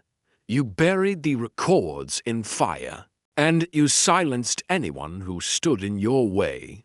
Valmont rose now, his voice like iron. "I gave the church a cleaner face. Do you know how many have benefited from my charity? How many buildings restored? How many children fed? How many orders kept afloat? Holmes stood as well. Your father may have been a coward, but your legacy will not be that of a martyr. It will be that of a murderer who cloaked his vengeance. In sanctity, there was no struggle. Valmont did not run when the gendarmes arrived, summoned by Holmes earlier that morning. He only offered them a nod and extended his hands for the cuffs. In the quiet that followed, Holmes and I stepped back into the lion air, cool and scented with spring blossoms and distant rain. You saw it before the rest of us, I said, that this was never about money. It was about belonging. Holmes replied, a boy born into shame. A man desperate to erase that stain from history. He believed in his cause. Watson, that's what made him dangerous. And what of Father Anselm? He'll answer for his silence, Holmes said. But he believed he was protecting a soul already damned by the church's own cruelty. In a way, they all did. We walked on in silence for a time, the city waking slowly around us. And somewhere in the distance, a bell tolled not for a death, but for the truth, which had taken its time, but had finally found its voice, even as Valmont was escorted away. In solemn silence, Holmes's face remained unreadable, his eyes distant not with satisfaction, but with something deeper. He had seen the crime laid bare, yes, but something still stirred behind that ever-calculating gaze. On the train ride back to the Abbey, he said little, choosing instead to thumb again through his small leather notebook, occasionally writing short lines I could not glimpse. The sun had only just begun to crest above the spires of Saint Antoine when we arrived once more at the monastery. There was a strange hush over the grounds, as though the place itself anticipated a reckoning. Father Anselm met us by the cloisters, his expression heavy with unease. He's confessed. Then, he asked. He has, Holmes said, but only to the murder of Brother Giles, not to the rest. And not to the reason why Brother Michel's life was spared. Anselm flinched. Michel still cannot speak of that night. I believe he can, Holmes said coolly. He simply won't. Anselm drew himself up, suddenly wary. What are you suggesting? That Michel wasn't merely a target. He was complicit perhaps not in the murder, but certainly in the silence that followed. Before Anselm could respond, the chapel bells began to toll an unusual hour. One of the junior brothers appeared at a run, panting. Brother Michel, he's gone. His cell is empty, and the north door's been forced. Holmes turned immediately. He's not fleeing. He's going to meet someone. The only question is where. We hurried across the wet stone path as Holmes spoke rapidly. The surviving records. Watson. Valmont tried to destroy everything linking him to Sister Genevieve. But something was missing, something only Michel had. He kept it hidden. That's why he lived. That's why he's running now to bury it once and for all. Where would he go? To the ossuary, Holmes said, where the Abbey stores the remains of those whose names were never recorded. The past's final refuge. We arrived at the ancient stone crypt, a cold, forgotten chamber below the monks' cemetery. Candles flickered along the narrow archways. And in the far corner, we heard movement, a hurried scraping, the sound of stone shifting. Michelle was crouched near a crumbling alcove, dirt-stained and wild-eyed, one hand clutching a bundle of old cloth, the other trembling over a half-buried box. "Don't," Holmes said, stepping forward. Michelle froze. Holmes's voice was calm, almost gentle. "You're not burying a secret. You're burying yourself. The document you carry, Genevieve's letter. Yes, you found it years ago. Her final words. Her confession." Michelle's voice cracked. "She was a good woman. She thought she'd found love, and they destroyed her." Holmes nodded slowly. "I don't doubt that, but you kept her letter not for her sake, but your own. You were afraid it would destroy the order, afraid it would implicate others. But in shielding the truth, you became its jailer." Michelle sank to his knees. Anselm knew. "He begged me to keep it hidden. He said it would protect the Abbey, but all it did was give Valmont a reason to come back." Holmes stepped forward, kneeling beside him. "Give me the letter." Michelle stared at him, then at me, then at the tiny, rotting chest half buried in the wall. Finally, he opened the cloth bundle. Inside was a folded parchment, its edges crumbling.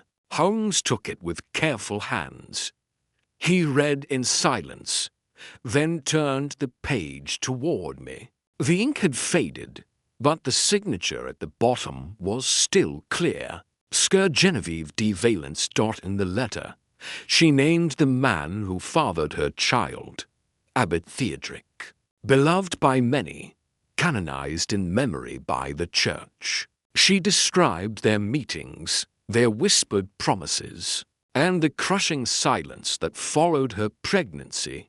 She wrote not to accuse, but to beg that her son Nicholas not be cast into shame for her sins. She never asked for vengeance. I said quietly, "No." Holmes replied, "She asked for mercy." Suddenly, a sharp clatter echoed from behind us. We turned. Father Anselm stood in the doorway, his face pale, hands trembling. She was my sister. The silence held. Holmes stood slowly. "You knew?" Anselm nodded. "She was cast out. I was still a novice when it happened. Our family disowned her when she died. I vowed to protect the Abbey from the shame. That's why I welcomed Nicholas when he returned. I didn't know what he would become. But you knew what he was hiding," Holmes said coldly. "And you stayed silent through murder." Anselm lowered his head. "I thought I was preserving something holy, but I see now I was preserving rot." Michelle wept softly beside the wall, hands covering his face. Holmes turned away from them both. "The gendarmes will arrive soon," he said. "This time, we will give them everything." We left the ossuary in silence, the letter secured in Holmes's coat. The sun had risen fully now, casting the Abbey in warm gold. Yet the shadows it revealed were deeper than ever. At the cloister gate, Holmes paused and looked back. "There are men," he said softly, "who bury the truth because they fear what it might destroy. But in doing so, they only ensure its revenge." He glanced at me. "This case was never about justice alone, Watson. It was about whether truth, long buried, can still breathe." And with that, we stepped back into the world. The tolling bells behind us no longer mournful but cleansing, like the truth itself finally spoken aloud. We were halfway back to London when Holmes who had remained uncharacteristically quiet throughout the journey, abruptly lifted his head from the train carriage window.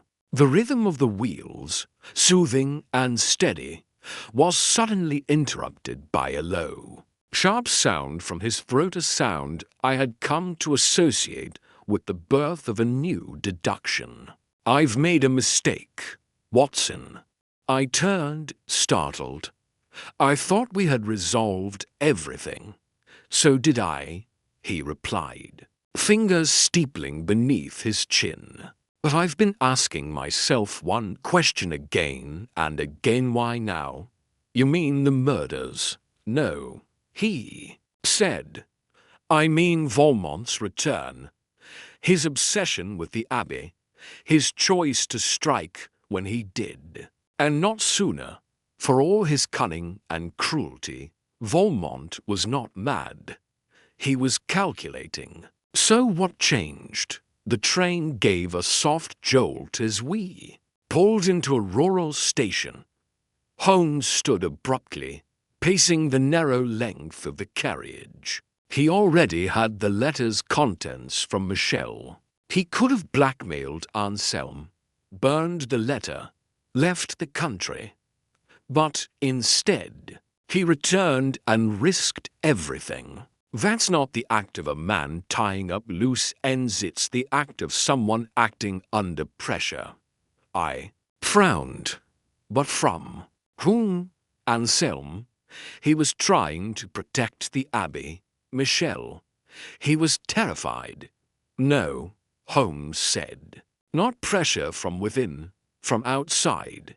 He paused, his eyes narrowing. The letter, it was never about legacy. It was about inheritance. The pieces began to fall together in my mind. You think someone else read it, not just read it, used it. Valmont wasn't the one who brought that letter back into light. He was responding to it. The train hissed to a halt, without a word. Holmes stepped off the carriage onto the empty platform and strode toward the station's telegraph office. Minutes later, he returned, face set in grim determination. "We're not going to London," he said. "We're returning to Paris. There's someone we failed to question." "Who? Genevieve's son?" "But he died," I said. "At least, that's what the monastery claimed." "Exactly," Holmes said. "They claimed. By midnight, we were standing again at the gates of the Saint Antoine Abbey. The night air was sharp and quiet. This time, there were no bells, no welcoming lights. Only one figure waited in the shadows near the chapel steps, Sister Marguerite. She looked older than I remembered, her posture more rigid. "You returned," she said. "I thought you would." "Where is he?" Holmes asked. Her eyes flicked. "To the darkened nave, inside." We followed her in silence through the Abbey's echoing halls until we reached the small scriptorium, the very place where the inked confession had once been left behind. Inside, seated behind the desk, was a young man in clerical garb. His back was to us, but he did not move when the door opened. "Sebastian?" Holmes asked. The figure turned slowly. He was perhaps 25, pale and composed, with sharp eyes that held no fear. "You're not Valmont's son," Holmes said. "No," the young man replied. "I'm his nephew, and Genevieve's grandson." He nodded once. "The child lived," Holmes said. "Anselm hid him, passed him into another family, gave him a new name, and I took it," Sebastian said, standing. "But I never forgot who I was. Not when I read her letter. Not when I learned how she died." Holmes's gaze was unwavering. You sent the letter to Valmont? Yes, Sebastien replied. I wanted him to suffer, to fear exposure. I thought he'd run. I never imagined he'd return to kill. But he didn't kill for revenge, Holmes said. He came back for you. You threatened to reveal his connection to the child. You gave him an ultimatum. I did. Watson stepped forward. Why not come to us, to the law? Because the law never protected her, Sebastien said softly. It buried her. Holmes's voice was calm. You manipulated a murderer into action. You started the fire and watched it burn. Sebastien's eyes darkened. I didn't kill anyone. No, Holmes said. You simply handed the match to someone who would. A long silence passed between them. Then Sebastien stepped forward, placing something on the desk, a second letter, sealed with wax.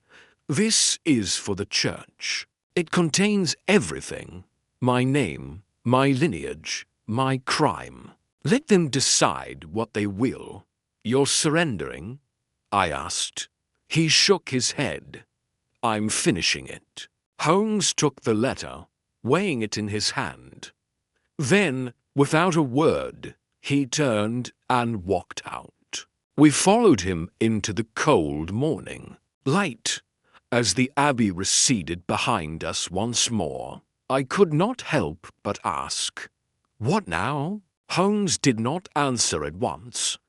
Only when we reached the gate did he pause and look back. There are truths, he said finally, that cannot be hidden.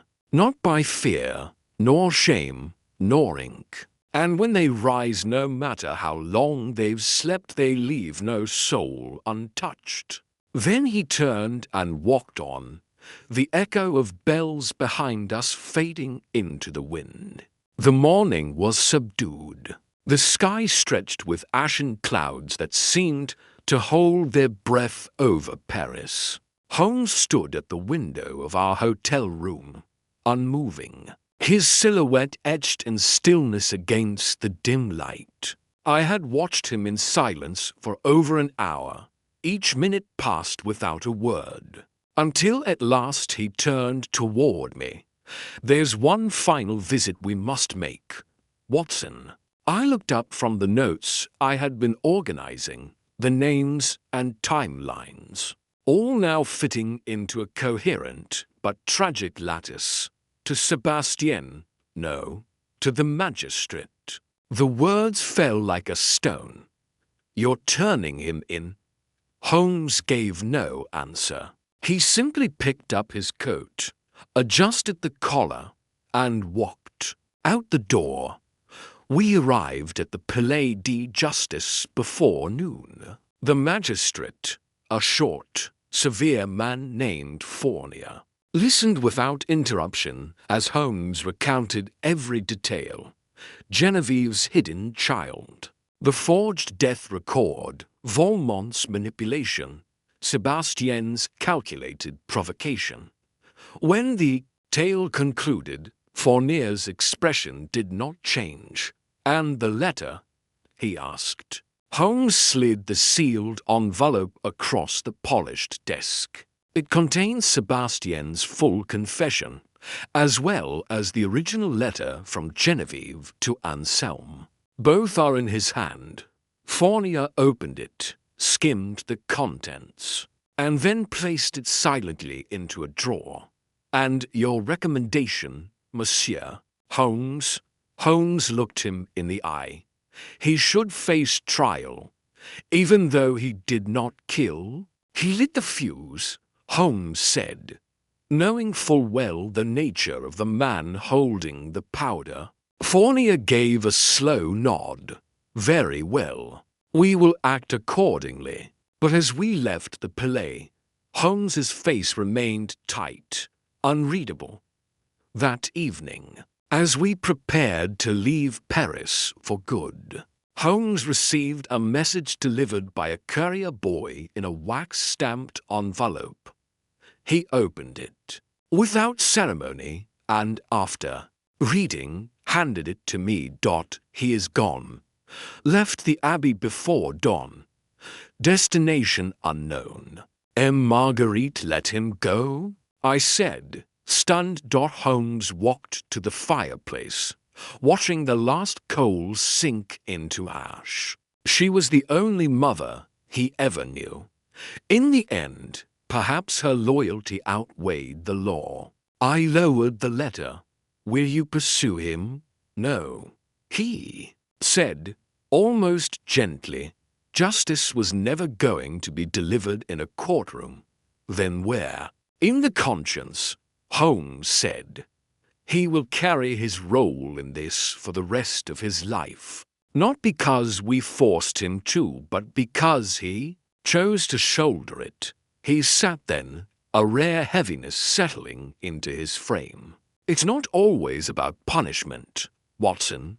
Sometimes it's about truth, and truth, once unearthed, does not go quietly back to sleep. We left Paris that night. It wasn't until we were halfway across the channel that I thought to ask him something that had been bothering me all along. Holmes, I said, the detail that broke the case for you, what was it? What was the clue we all missed? He smiled faintly, as if anticipating the question.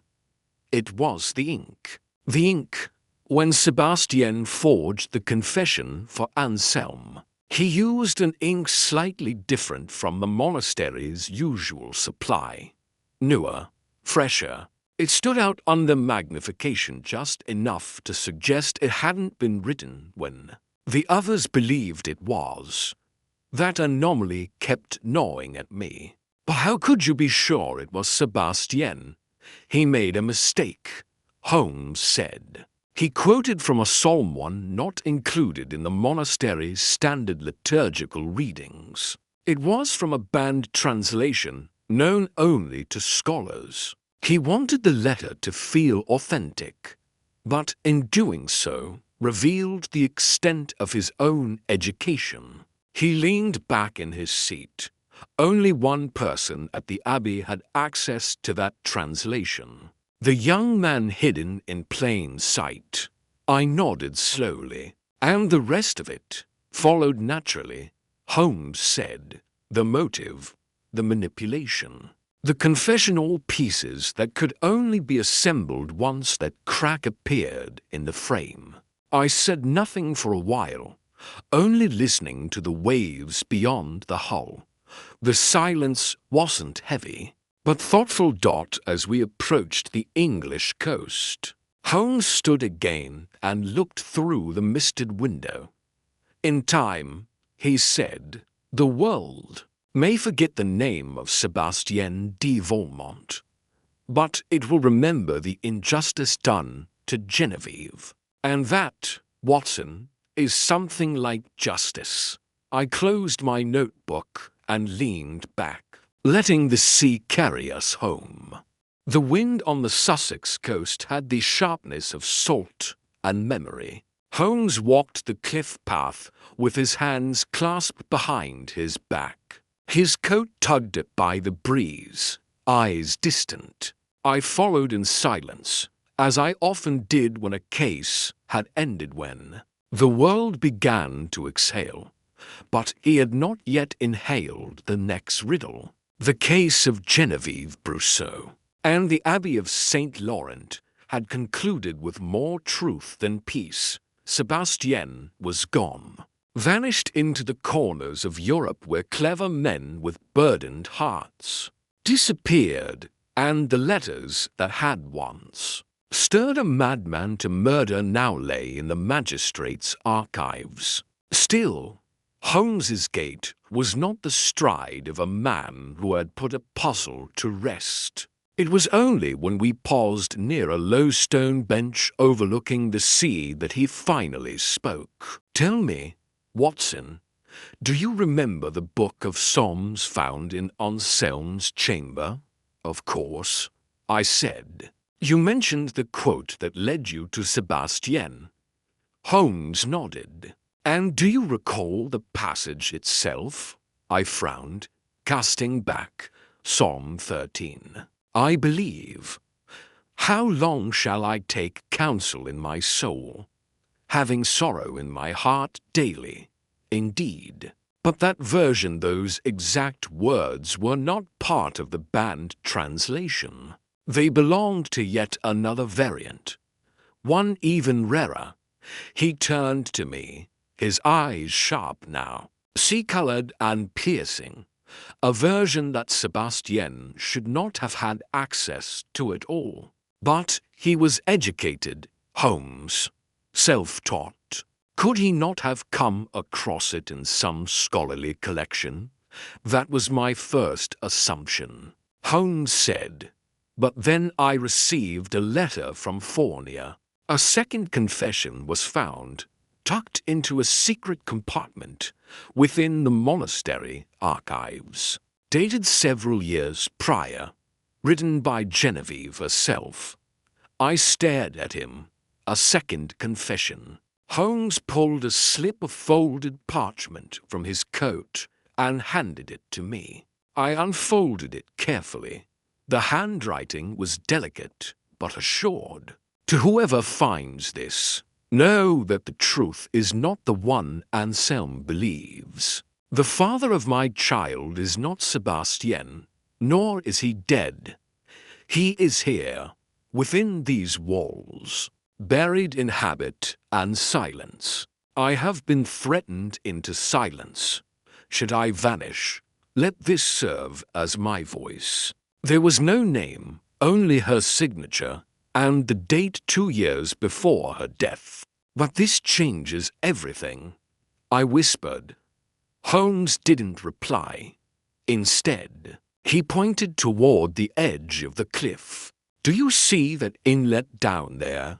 The path barely visible among the rocks? I squinted, then nodded. 2 days ago, a small skiff landed there. Witnesses say a man in monk's robes came ashore and walked east alone. Sebastian? Holmes shook his head. That is what we all assumed. But there's no confirmation, and the description does not quite match. He turned back to me. What if Sebastian was never the father? What if someone else manipulated the events, allowed him to believe he was, even coerced Genevieve into saying as much, all to serve another end? I felt the ground beneath my certainty shift. But who, then? Holmes looked out to sea. Someone still in the Abbey. Someone who needed Genevieve to vanish and Anselm to break. Someone who remains unaccounted for in this entire tragedy. I stared at him, feeling the familiar weight of unfinished threads coil again around us. But if they're still inside, what was the motive? Holmes's voice dropped. Power, Watson, not for the world outside, but for control within. The Abbey has influence beyond its stone walls. Political donors, land, secrets buried in confessionals. A scandal like Genevieve's could fracture everything. And framing Sebastian gave them a scapegoat, someone brilliant but volatile, easier to erase than confront. We stood in silence as the wind whispered along the stones. So, I asked at last, what now? Holmes folded his arms. We wait. Sometimes justice is not delivered all at once. Sometimes it begins again. We returned to the cottage by dusk. Holmes set the letter from Genevieve beneath a paperweight. On his desk, beside his violin, which he had not touched since Paris. That night, I heard the first long note rise through the floorboard's melancholy, searching. Unresolved, the following morning brought a small envelope with no return address. It had been slipped under our door. Holmes opened it with a blade, and we both leaned over its contents. Inside was a single page, thick and pressed with a faint crest. It read, "There is more beneath the silence. The dead are not always the ones who are buried." Holmes smiled not with joy, but with recognition. "Another puzzle?" I asked. "Perhaps," he said, turning the note over. On the back, scrawled in rushed script, was a set of initials .F.V. The violin began to hum again that night, and I knew, with absolute certainty, that Holmes's mind was already slipping down another corridor of riddles, one where answers gave birth to darker questions. Because in the world Holmes inhabited, a mystery never truly ended. It merely waited for its next breath.